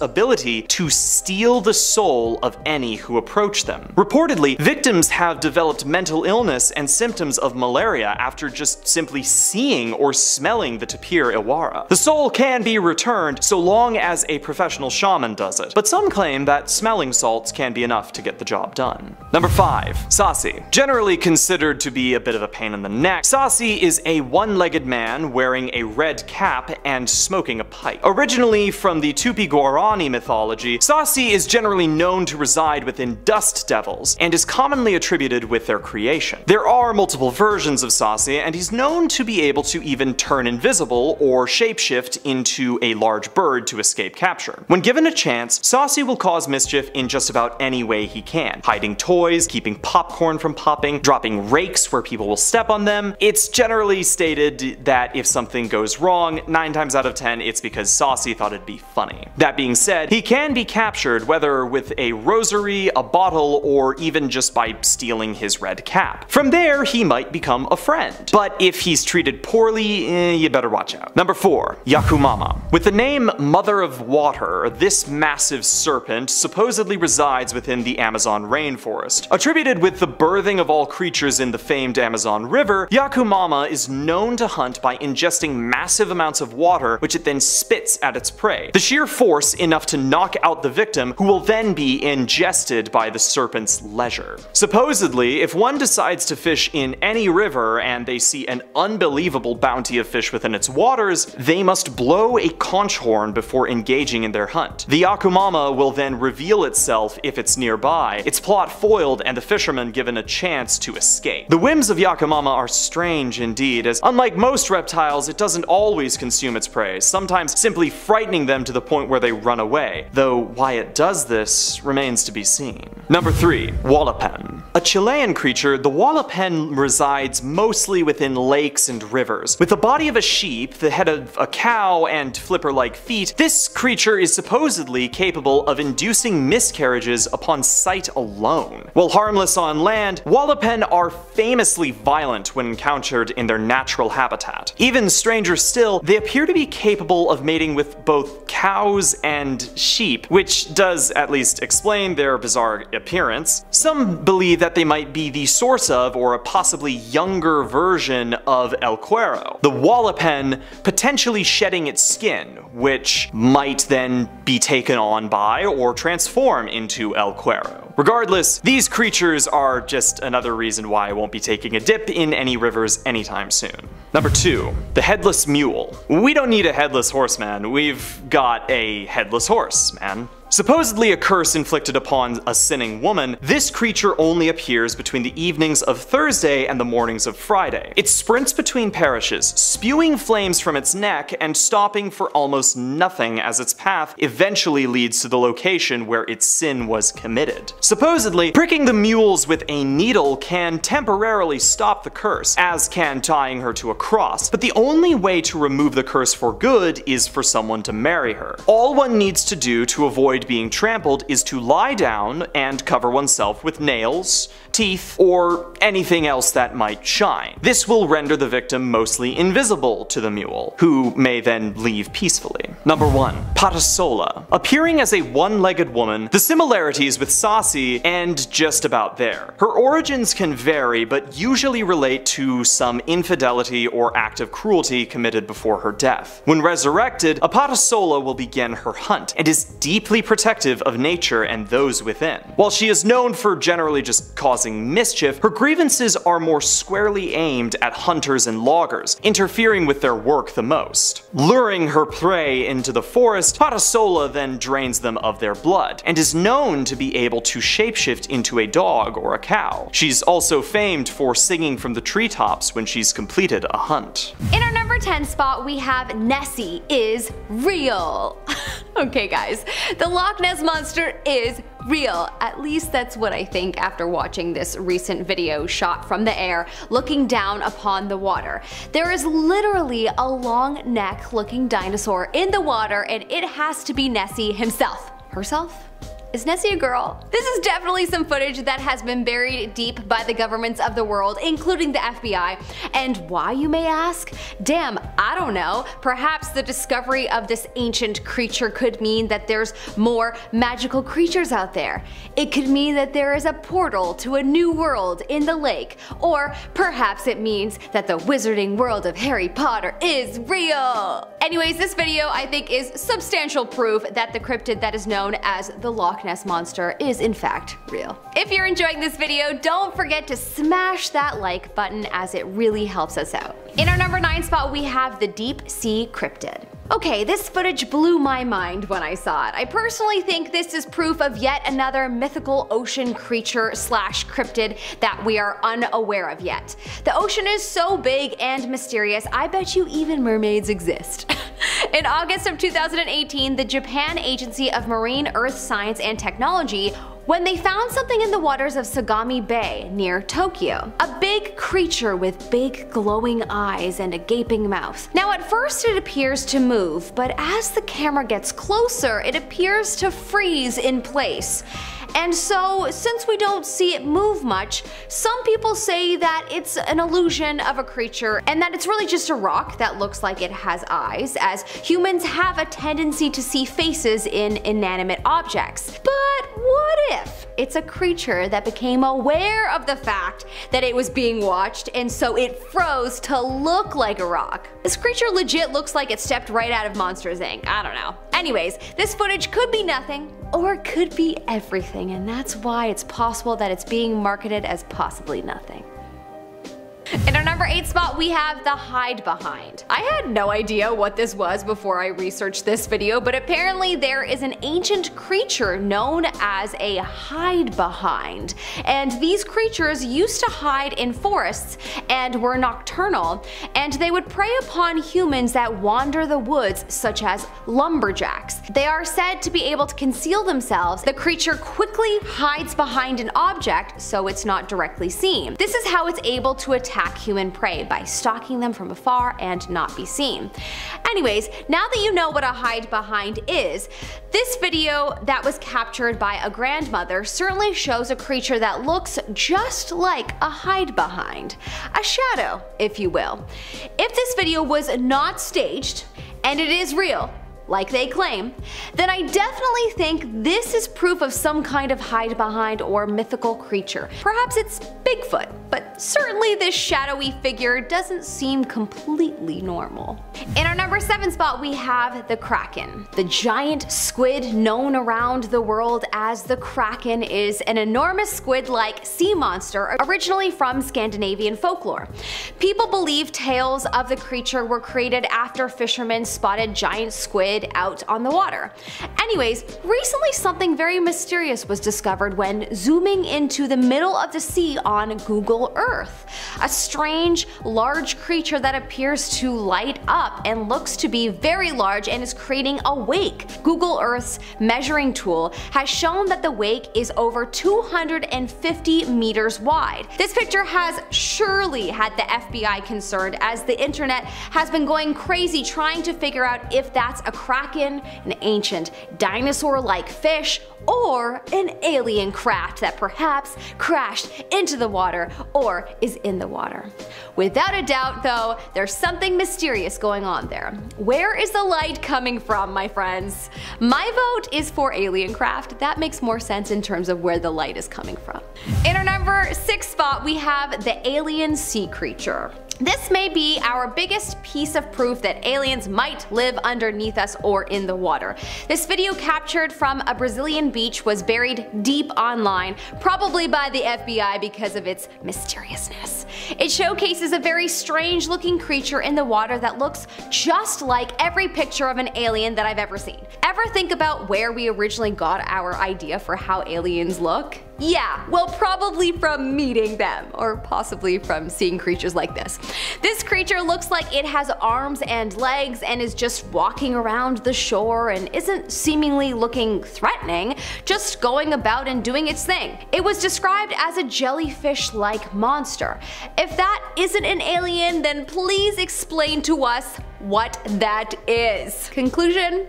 It's an alien sea creature. In our number 5 spot, we have the baby dragon. A video was shot showing a creature in a pond that literally looks exactly like the ancient Chinese dragon that we see in folklore. Or they look like Khaleesi's dragons when they were babies. Game of Thrones, anyone? Anyways, this video is wild. Very, very strange. This creature is exactly like every image of a dragon that I'm sure you've ever seen, and it is just swimming around in the water. Dragons are so embedded into many cultures, and over many civilizations people believed in dragons, and so it just makes you think perhaps they were once real, or perhaps they are real.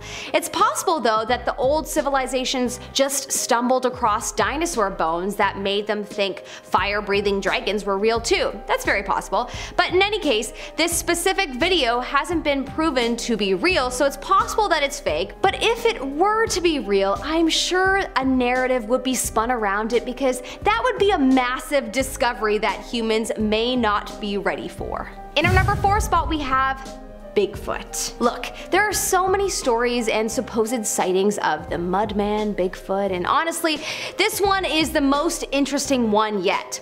A trail cam was deep in the woods when it captured a giant creature walking through the wood. It might be behind a row of trees, but it is clear as day that this creature is big, whatever it is. It appears to have hands and feet. It doesn't move like a bear, it moves like an oversized human. So this could very well be the best footage of Bigfoot that I've ever seen. Apparently the people that took this footage tend to upload footage of animals and bears and have no drive to tamper with the footage, so a lot of people believe it to be real. Also, apparently after this they set up more trail cams in the hopes of seeing it again, but all of the additional cams went missing. Whoa, that's a smart Bigfoot right there, making sure to watch the humans and get rid of all the evidence. Anyways, I think this is definitely footage the FBI would be worried about, so they themselves could have destroyed the trail cams. In our number 3 spot we have the Blue Mountains Panther. The Blue Mountains Panther is a creature from Australian folklore that is essentially a giant panther that lives in the mountains of Australia. This panther has had sightings for centuries, however Australia isn't known to have any kind of panther on the continent. Anyways, a picture of what looks like a giant cat-like creature, most likely a panther, was caught on camera and it's had Australia in a tizzy. It's the Blue Mountain Panther, everyone thinks. It's clear as day that it's a cat-like creature and it looks like a panther. If it is not this mythical creature, then what is it? Would love to know your thoughts in the comment section below. In our number 2 spot we have Sasquatch. This next footage is really interesting and something I know has been buried because of the sheer amount of people that can confirm its validity. While on a ski slope, a bunch of skiers had to stop as they appeared to see a giant in the woods.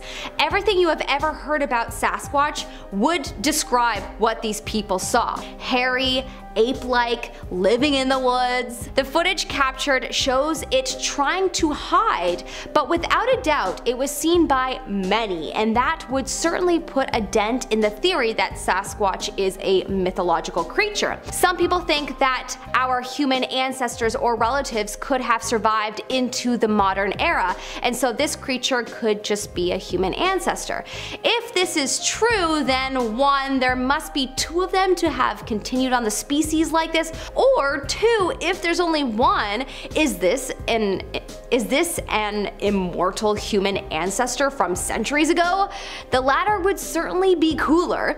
We discovered how to fly in the sky. Perhaps we humans have discovered everlasting life and the general public just doesn't know about it yet. Side thought. In our number 1 spot, an elf.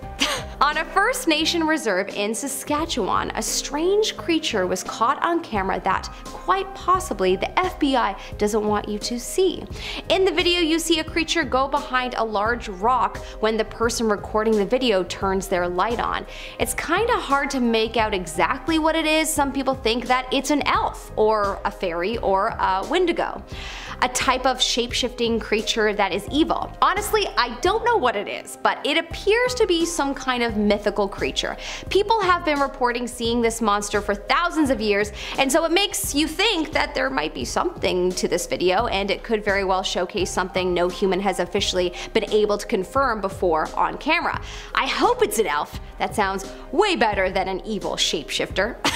If elves exist, they should just come and live among us. I bet you us humans would accept them. How could we not? They're so cute and cool. And we're starting off this list today with the Werewolf of Defiance. It's the summer of 1972. 2 railroad workers were hard at work on the Norfolk and Western Railway when all of a sudden, one of them, Ted Davis, looked up to see a large wolf-like creature with a wooden board grasped between its paws, which it then whacked the man in the shoulder with before turning off into the bushes to run away like a coward. 5 days later, Ted and his coworker Tom Jones returned to the railway for another day's work, hoping they wouldn't be seeing the big furry monster again. Only they did. Only this time it was a bit of a safe distance away. Not that I'd ever feel a safe distance away from a werewolf, but that's just me. And then they reported the sightings to the police. Right around this time, more and more Wolfman sightings began piling in, and locals began began to panic about the potential of being mauled by a 6-foot-tall werewolf. Imagine actually like feeling that that was a possibility. Like you're heading out of the grocery store and you're like, damn, like really hope I don't run into a lycanthrope today. That's their life apparently in Ohio. Up next we have the Loveland Frog. This mysterious creature has been reported to have been sighted in Loveland, Ohio. The amphibious creature is said to resemble a bipedal frog, standing upright on its hind legs, measuring up to 4 feet tall. Not that big, but pretty big for a frog though. Got leathery skin, webbed fingers and toes, y'all know how frogs look, and it's also got those iconic glowing large eyes. The first reported sighting of the Loveland frog was in 1955, when a man claimed to have seen 3 of them on the side of the road holding some kind of strange wand-like device. Again, only in Ohio would you spot 3 large frogs practicing magic under a bridge. I really gotta visit Ohio sometimes. It just seems like such a fantastical place. Again, Narnia got nothing on Ohio. Anyway, since that initial 1955 sighting, there have been several other ones, including one by a police officer in 1972 who reported seeing a creature fitting the description of the Loveland frog scuttling across the road and then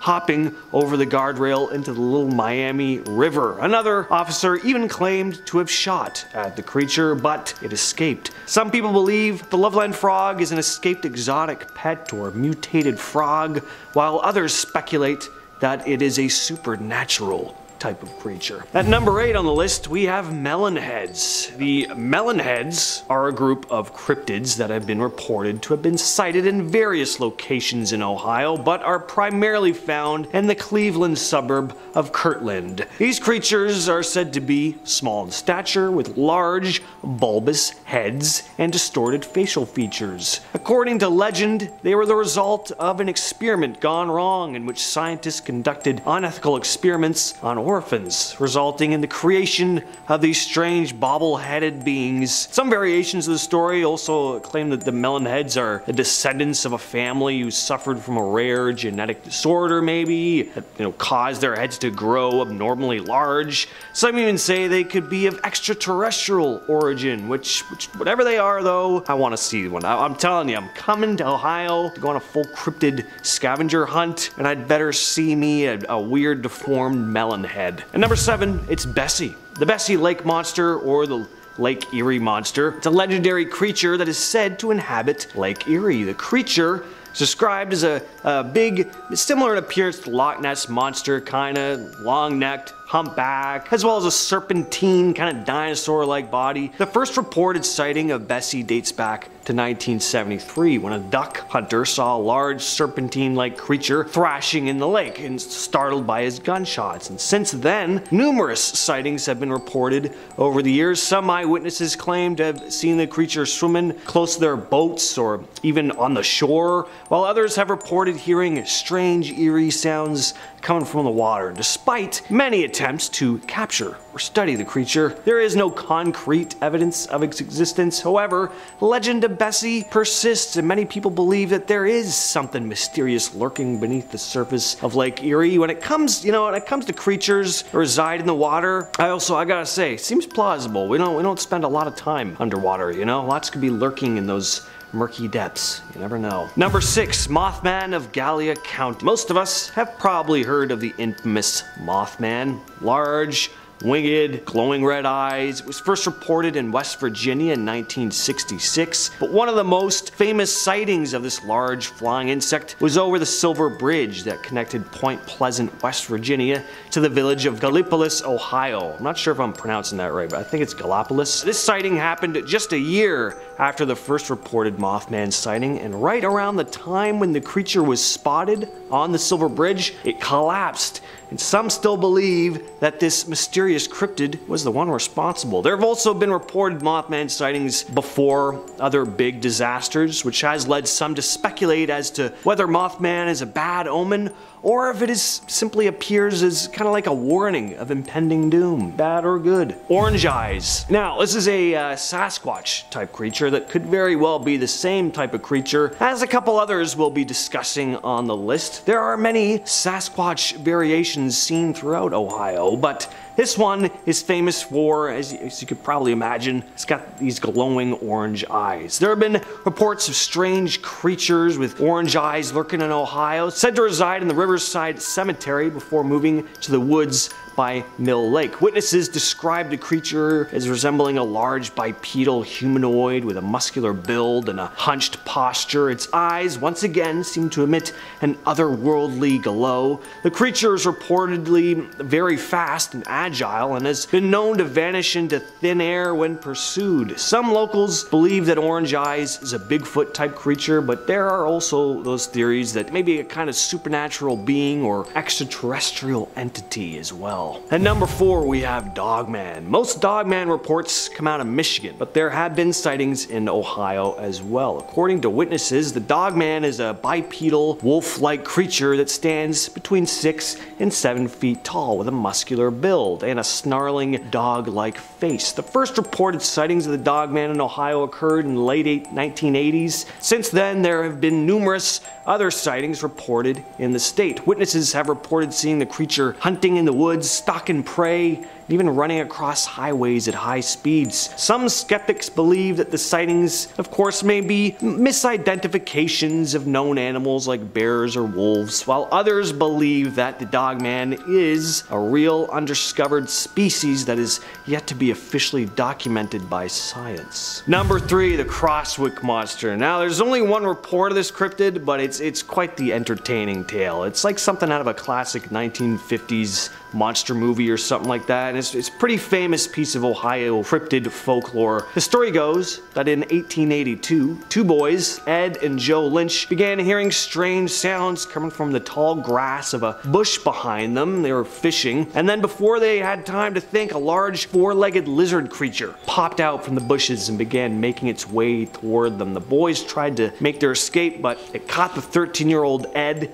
in its mouth and began dragging him towards a large hollowed-out tree. 3 men had heard the boys screaming and managed to make it to Ed's aid before he was pulled into the tree, although he was badly injured. A group of about 60 men were formed, armed with axes and clubs, and they tried to slay the beast, but the creature managed to escape, actually standing on its hind legs at one point. Pretty horrifying.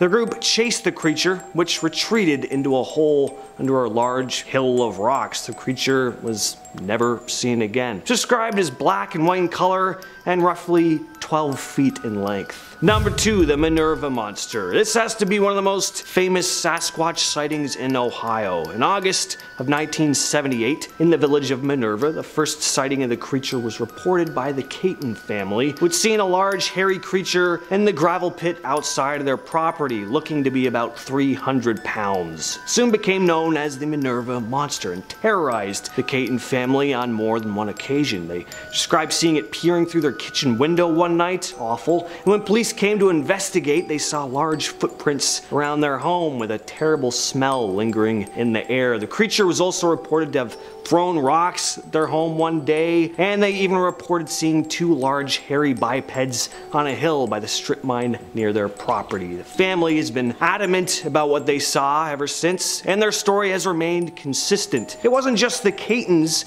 who had run-ins with the large ape-like creature, though. Other locals began reporting seeing a similar creature in and around the Minerva area around the same time. And that's going to bring us to our number 1 spot, the Ohio Grassman. There's a very good chance that the Minerva Monster and Orange Eyes are the very same creature I'm describing here, as they're all big, all furry, ape-like creatures. Grassman is pretty much Ohio's nickname for Bigfoot, described as a large, hairy, bipedal creature standing between 7 and 9 feet tall. Grassman is said to have human-like face and a muscular build. Witnesses have reported hearing eerie vocalizations and howls coming from the woods, as well as seeing large footprints that they believe belong to the creature. The first reported sightings of the Ohio Grassman occurred in the late 1800s, but the creature gained widespread attention in the 1970s when multiple sightings were reported in the state. Since then, there have been numerous other sightings reported in the area, while some skeptics dismiss the sightings, of course, as misidentifications of, animals or even hoaxes. Others believe that the Grassman is real and he's an undiscovered species. So I don't know, what do you think? As always,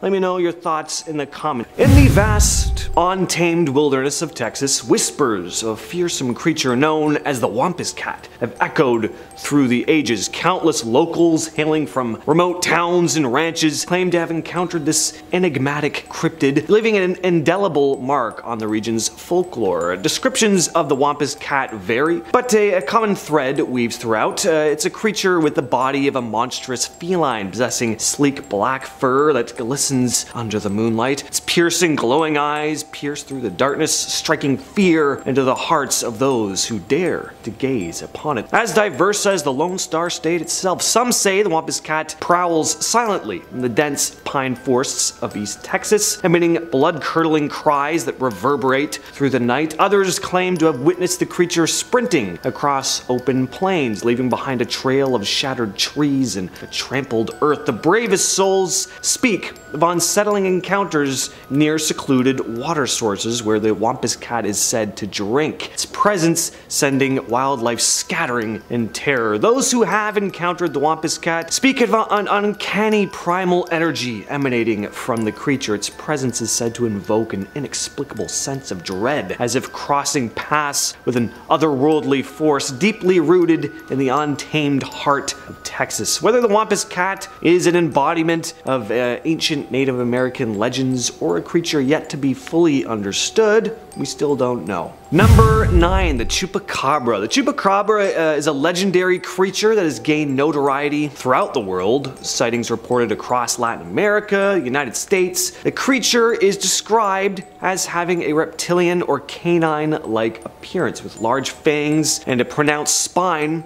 along its back. It's said to prey on livestock, draining their blood and leaving behind a trail of carnage. One of the most famous encounters occurred in Texas, however, when a woman named Phyllis Canyon discovered what she believed to be the remains of the creature on the side of a road. Canyon was initially skeptical of reports of the Chupacabra, but was pretty convinced of its existence after discovering this bizarre carcass. She had also found several of her chickens dead on her property around the time she found this strange animal. Canyon's discovery sparked quite a media frenzy, with reports and cryptid enthusiasts from around the world jumping in excitement. While some skeptics dismissed the creature as a coyote or other known animal, Canyon maintained that its appearance was unlike anything she had ever seen before, and it definitely could be some sort of wild dog with mange or something, but either way, pretty gnarly looking animal. In 2001, a 19-year-old driving in Pennsylvania reported seeing a bird-like creature with a wingspan of 10 to 15 feet, and it had an elongated head. Two other witnesses later reported seeing similar creatures in the same area, and all of this was very reminiscent of sightings in Texas in 1976 and 82 that were also described as looking sort of like an ancient pterosaur. These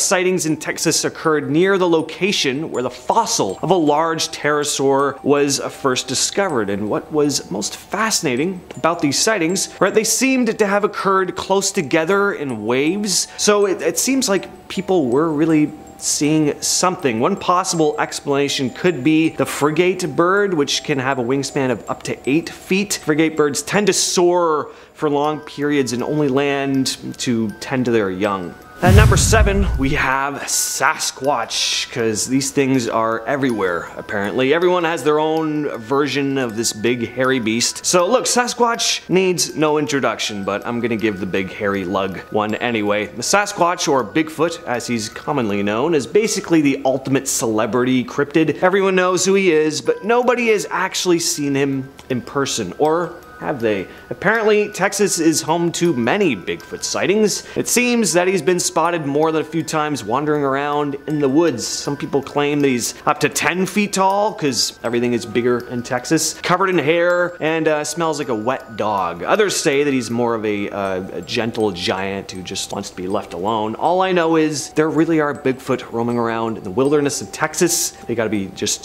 sweltering hot with all that fur. The legend of the Donkey Lady of San Antonio is a famous Texas urban legend. According to the legend, the Donkey Lady is a half-human, half-donkey creature that roams the area. Some say she was once a beautiful woman who was tragically burned and disfigured in a fire. Some say she was thrown in a river with her pet donkey and now haunts the Elm Creek Bridge. Some claim to have actually seen her, and it's a tale that's been passed down from generation to generation, and who knows, maybe there's some truth to it. I mean, if you squint your eyes while looking at a donkey long enough, it sort of looks like a person, right? And if you've ever heard a donkey braying in the middle of the night, not hard to imagine it could be some sort of supernatural creature. Then again, maybe the donkey lady is just a misunderstood animal, human hybrid who's just trying to find her place in the world. Up next, we have the skunk ape. Oh boy, do I love the skunk ape. The skunk ape is a legendary cryptid that is mostly seen in Florida, but there have also been numerous sightings in Texas and a couple other states. This creature is similar to Bigfoot, but it is said to have a distinct odor. That's the name. And it also likes hanging around swamps. That's where most apes tend to hang out in nature. Many people have claimed to have seen this elusive creature, and some even have photographic evidence to support their claims. In 2000, a series of photos surfaced taken by a woman on her back porch that showed what appeared to be a skunk ape walking through a swampy area, and I have always loved these photos. Yes, it could definitely be an escaped orangutan or something, but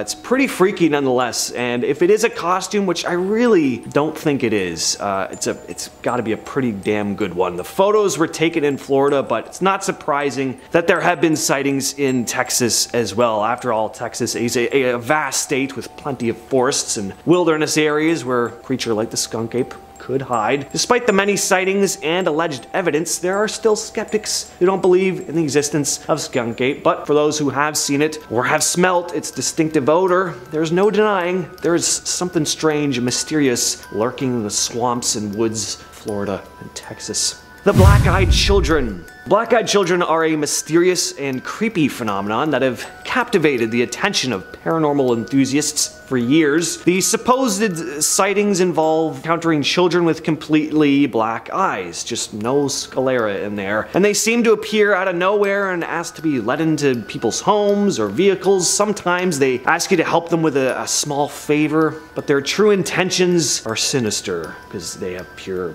black eyes. Some people believe these children are demonic or extraterrestrial in origin, while others believe they are simply a creepy urban legend. The first written account of the black-eyed children, or at least the most famous, came from Texas reporter Brian Bethel in 1996. Bethel shared his experience of encountering two children with completely black eyes while sitting in his car. Since Bethel's account, numerous reports of black-eyed children have emerged, with many claiming to have reported feeling a sense of dread and unease when encountering these mysterious rascals. And I think I know why people feel a little off seeing these kids. Their eyes are pure black. That would do it for me. The Beast of Bears. The Beast of Bears is a cryptid that is said to roam the wilds of Texas, resembling a large scarred up bear with missing patches of fur. It's rumored to live near swamps, adding to the creature's mysterious allure. Some even say that it has gills, making it a truly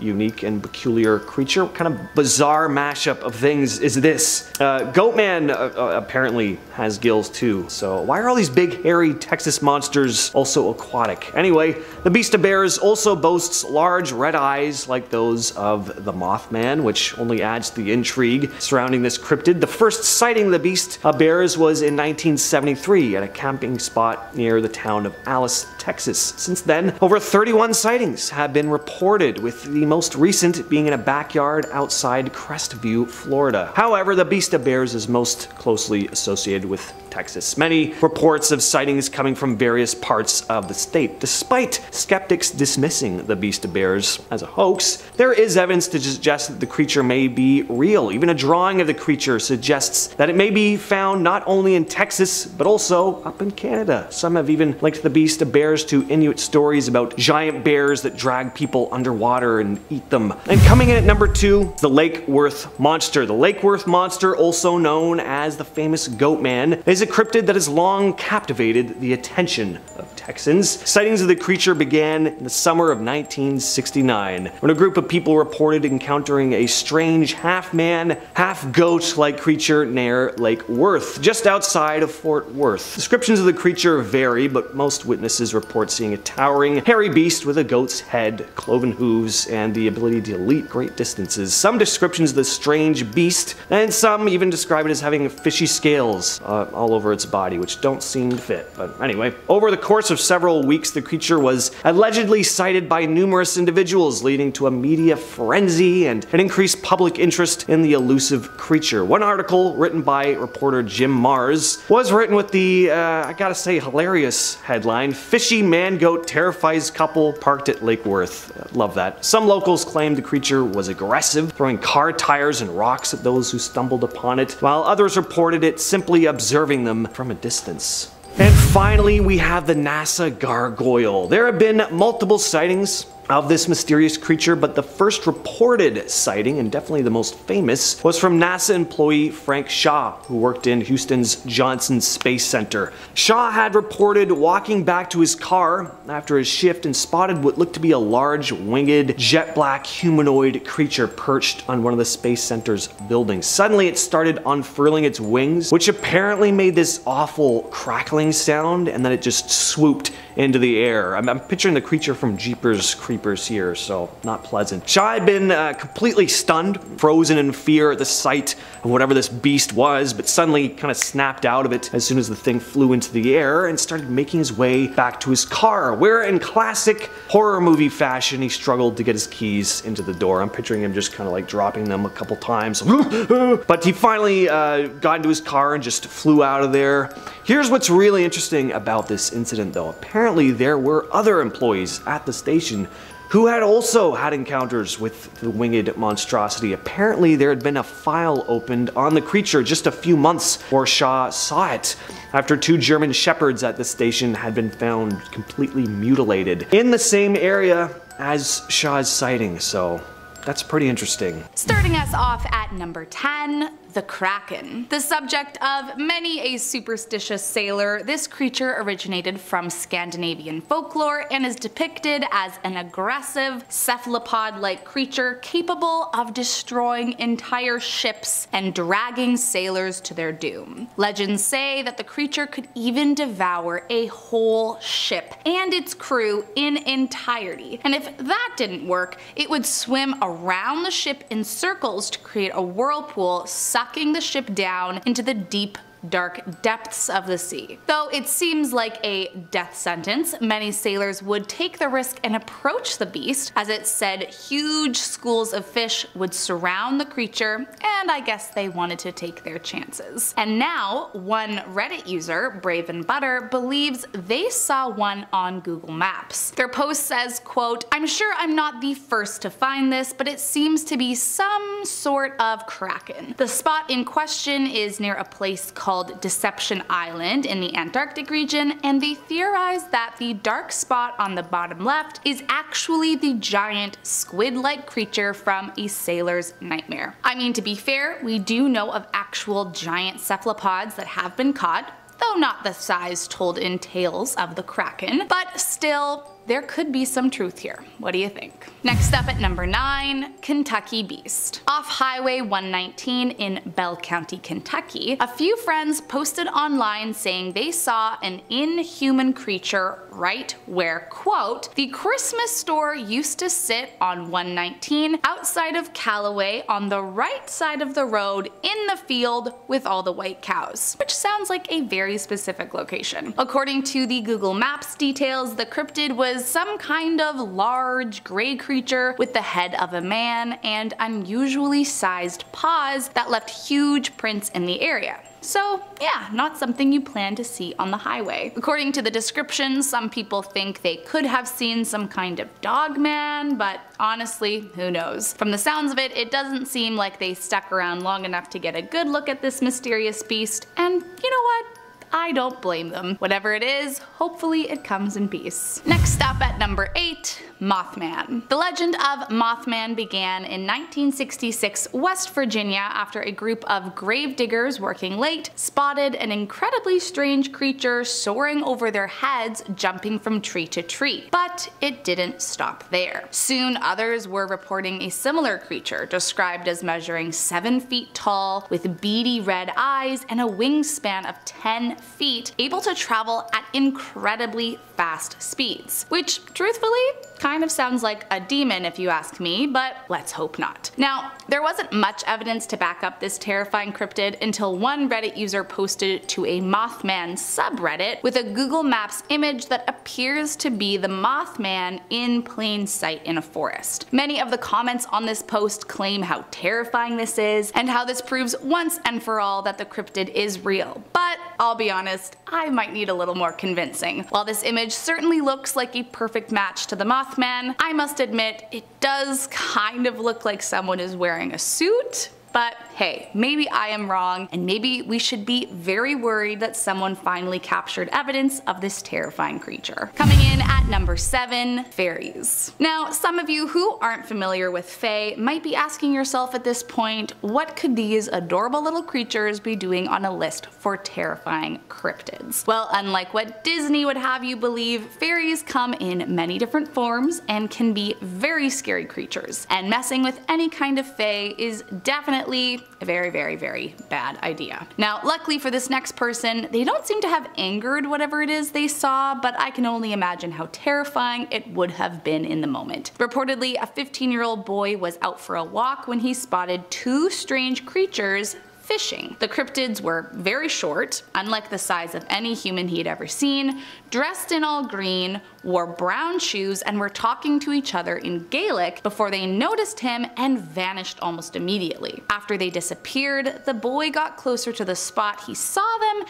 and found a small pipe left behind that, according to him, disappeared later that night after he had safely locked it away. According to him, no one in his family took it, and he knows the box was locked. So do you think the leprechauns could have returned for their pipe? Let's just hope they didn't leave any kind of evil curse on him if they did. Coming in at number 6, a mysterious creature. Posted online in June of 2022, this sighting was not just creepy and inexplicable to the general public, it even became a news story across the entire country. Apparently, this strange creature that is being called Wolfman was caught on camera walking around the Amarillo Zoo in Texas, and no one can figure out what the heck it is. According to city officials, it is real and not doctored footage, but that kind of just makes it even more concerning. It doesn't appear to be any kind of animal we're familiar with, and it is certainly not a human either. At least, no one thinks so at this point. This UAO, or unidentified Amarillo object, as it's being called, has people up in arms, with some saying it's a Chupacabra, the absolutely horrific folklore creature that's said to live in the southern United States and attack and devour livestock. But that's not the only theory circulating the internet. There are conspiracy theories that it's an evil alien coming to Earth, that it's a skinwalker, or that it's even some kind of Sasquatch. But honestly, I just hope that whatever it is, it's not looking to hurt anyone. Coming in at number 5, Mayaka skunk ape. While Bigfoot tends to get all of the fame in the cryptid world, there are other similarly hairy creatures that could be roaming around the United States as we speak. According to one Google Maps location, there may have been a sighting of the skunk ape near the Mayaka River in Sarasota, Florida. According to details online, in October of 2000, a senior woman sent a letter to the local police station accompanied by some photos of what could only be described as a large ape. In her letter, she reportedly claimed that the skunk ape was 6 or 7 feet tall, but would crouch over, had an ungodly smell, and would sneak into her property to steal her apples. However, her true fear was that the cryptid could have some kind of disease that could spread to her family, as she routinely had her grandkids over to play in the backyard. Unfortunately, police were not able to deny or confirm the existence of the mysterious creature, but but that hasn't stopped locals from trying to unravel the mystery to this day. Coming in at number 4, a giant fly. As far as terrifying creatures go, flies are not generally the first thing that comes to mind. That being said, this story might have changed my mind. One alleged witness contacted someone through the website The Cryptid Wiki, claiming they'd seen an insect that looked like a horsefly that was almost 2 feet from head to tail. They say they were in the garden in Serbia in 2015 when they heard a horrible, loud buzzing and briefly saw a huge horsefly pass them in the middle of the night, which sounds like something from my nightmares. According to the witness, quote, "I saw it probably for 6 seconds after it flew past me and it disappeared when it flew behind my garden fence. I checked and nothing was there. The bug was big and black and I couldn't see it very well, but it made a loud buzzing noise. The weather was cloudy and it was night. My mother and sister were there too and they saw it and were shocked." Now, if what they saw was real, then it could be so dangerous. I mean, the bite from a regular horsefly is bad enough. Imagine how bad it could be if the thing was 2 feet long. Coming in at number 3, Bigfoot. Out of any of the cryptids out there, I would venture to say that the hairy Sasquatch is likely the one that most people claim to have witnessed. I mean, practically everyone and their neighbor claim to have seen the creature walking through the woods of North America. Dating back further than recorded history, this man-like ape has been a household legend with nearly 10,000 recorded sightings throughout the United States. And with just a quick search, you'll literally find hundreds of photos and articles aiming to prove Bigfoot's existence. Arguably, the most famous evidence we have is Roger Patterson and Bob Grimland's 1967 film, where the alleged creature is seen walking along the side of a creek in plain day, and though we still don't know if the authenticity of the photo stacks up, we've also never been truly able to debunk it entirely. Of the many stories of alleged sightings, including some saying they were captured and held captive by the creature and others claiming to have spotted the Sasquatch roaming about the woods, one of the only sightings you can find on Google Maps is located in Seven Chutes, Canada,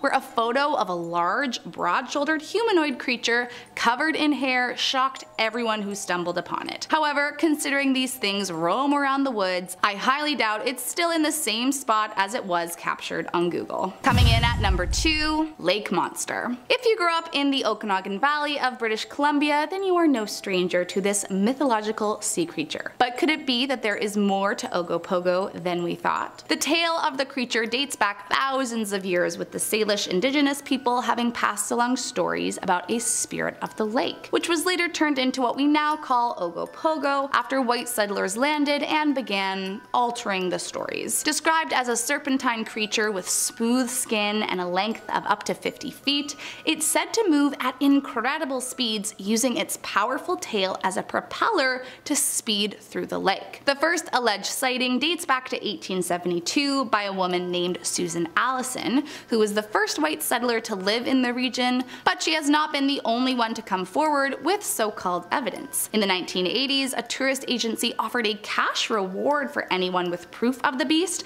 and many flocked with pictures and videos trying to claim the reward. Then later in 2008, a photographer by the name of Sean Valoria captured several photos of something peculiar he saw in the water, which he described as having humps measuring 18 to 20 feet long. After inspection by many local experts, they confirmed that it didn't look like any known animal to the lake, but there also wasn't enough evidence to confirm the existence of Ogopogo from Sean's photo. Since then, many mysterious sightings have popped up on Google Maps, so I guess people will just have to keep returning to the lake for more proof. And last up in our number 1 spot, the Ottawa Angel. This next one comes from a blog post, and I'm just gonna let this man tell you his story firsthand, cause man oh man, it is wild. Quote, "I lived right beside the highway on-ramp and was on my way rather quickly on that sunny yet windy fall day. As usual, I put some good music on and proceeded to enjoy the approximately 1 hour long scenic drive to Ottawa. I rather liked and traveled this route quite often. It was an uneventful trip which had passed rather quickly as I began to approach the Ottawa city limits at about 12:20 p.m.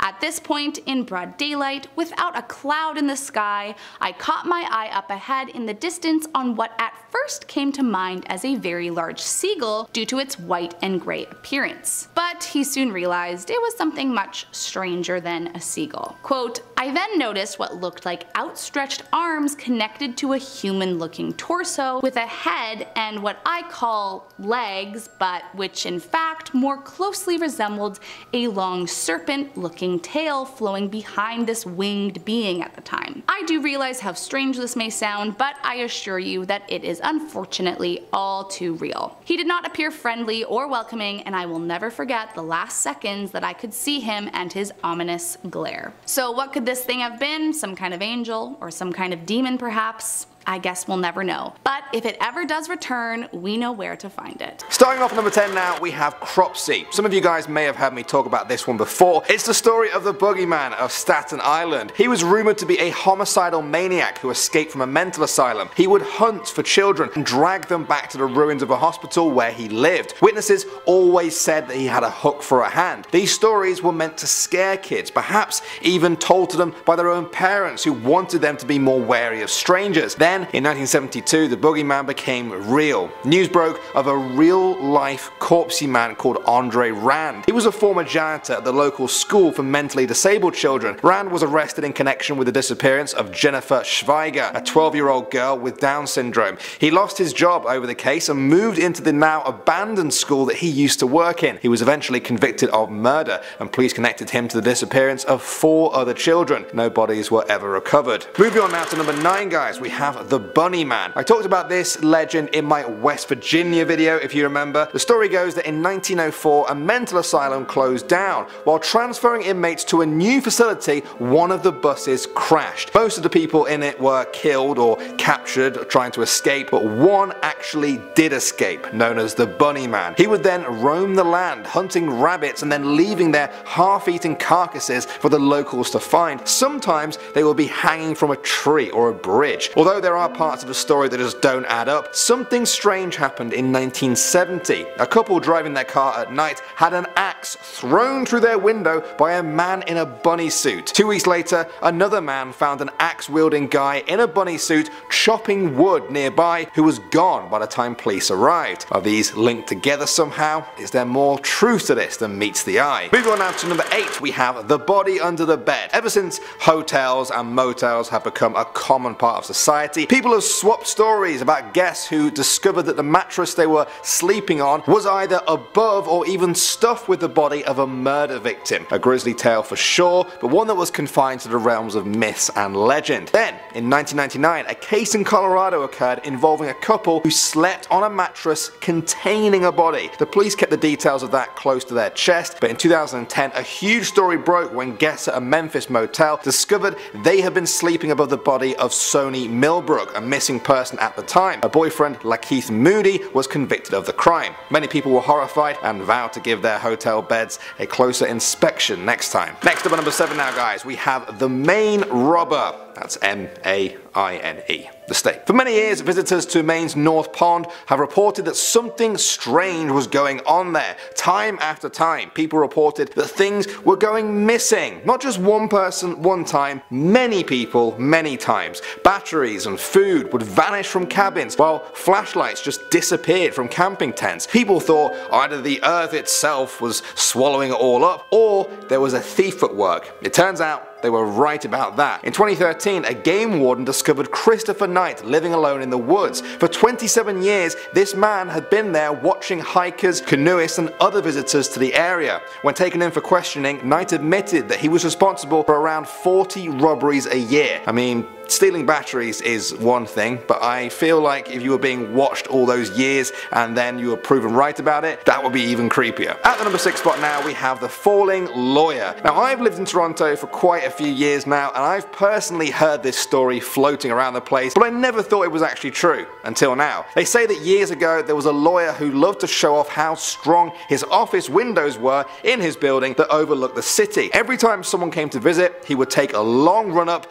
jump, and hurl himself right into the window. Sure enough, the window would remain intact, although we'll never know if this actually impressed his visitors. Well, this lawyer was real, and his name was Gary Hoy. He was a senior partner at his firm with an office on the 24th floor. On July 9th, 1993, some law students came to visit. He took his usual leap at the window, but this time, after years of it being weakened, it smashed. Gary plummeted to his death, and the improbable story became somewhat of a local legend. Next up at number 5 now, we have the Puebla's secrets. For many years, longer than people can even remember, the people of Puebla in Mexico have talked about the tunnels. Secret tunnels that were built under their city by the Spanish conquistadors in the 1500s. It's been almost half a millennia since then, and the stories became legend. People looked for them, but they found nothing. The tunnels became a myth, something to scare the kids into believing there was a dark maze of caverns beneath them. In 2014, construction workers were in the middle of an urban remodeling project when they stumbled upon an old tunnel. Surely the legends weren't true. The Puebla History Center took over the site to investigate, and yes, it was the fabled tunnels people had spoken about. They determined the tunnels were built in 1531, right after the city was founded. Members of the Catholic Church supposedly used the tunnels to transport treasure and other property in and out of the city without people knowing about it. Part of the tunnels are now open to the public, giving you the chance to walk through the dark halls of an urban legend that came true. Coming in at number 4 now, guys, we have the alligators. I definitely talked about this one in our New York urban legends video. Many years ago in New York, people would say that there were alligators in the sewers below the city. They said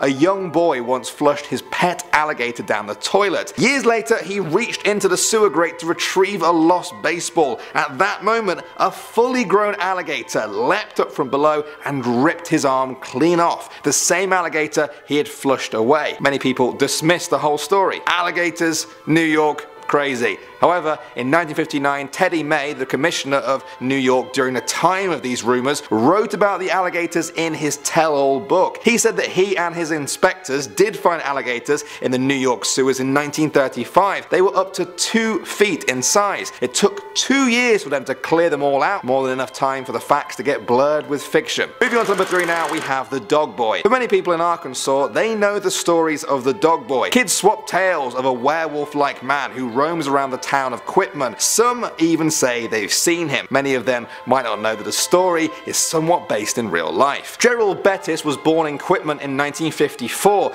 By the time he was a young boy, the neighbors were already calling him evil. They said he liked to capture stray animals and torture them in twisted experiments. As he got older, he turned on his parents, tormenting them until, at the age of 27, his dead father was found in his home. The newspapers said it was illness, but others said it was murder. Bettis then kept his mother in the house until she was finally taken away and placed in protective custody. His mother testified against him, and he was given life in prison, where he died a few years later. They say that his spirit still haunts that house, and that he's often seen roaming the area as a ghost on all fours with shaggy hair like a dog. At the number 2 spot now, guys, we have Charlie No Face. Some of you may have heard me talk about this one in my Pennsylvanian video. Charlie No Face is the story of a boy called Charlie who once got electrocuted while climbing on an electric pole to try and see into a bird's nest. He was horrifically disfigured. His face had practically melted off. Eyes, nose, mouth, one of his ears and one of his arms all completely gone. It also turned his skin a sickly green. Somehow he survived and lived out his life in a small town, rarely showing his face to the other locals. People would share the story of Charlie No Face, but because nobody saw him, the story became nothing more than an urban legend. But it wasn't. The story was actually true, all except for the name. Charlie's real name was Raymond Robinson. He was friendly to people whenever they saw him, and he wasn't responsible for the many hauntings that became associated with the legend. And finally, number 1 now, we have Polybius. You may remember this from my video game Urban Legends video. Polybius was the name of an arcade game which kids in Portland got addicted to in 1981. Whenever they were forced off it, they felt nauseous, stressed, or even had seizures. Some people noticed the game was being serviced a lot more than unusual. Instead of once a month, Polybius was being checked by men in black suits every single week. They would copy its hard drive, leave all of the money, and then be gone until the next week. People believed they were from the CIA, and that Polybius was all part of a mind control program that sent subliminal messages to its players. While a lot of this is debatable, there really was a kid who got sick during an arcade marathon contest in Portland in 1981. A few days after that, federal agents really did seize a load of arcade cabinets. They said it was all part of a major gambling bust. This is where people tend to differ in opinion. Some say that the story of Polybius was inspired by the events, others say the events are proof of the story.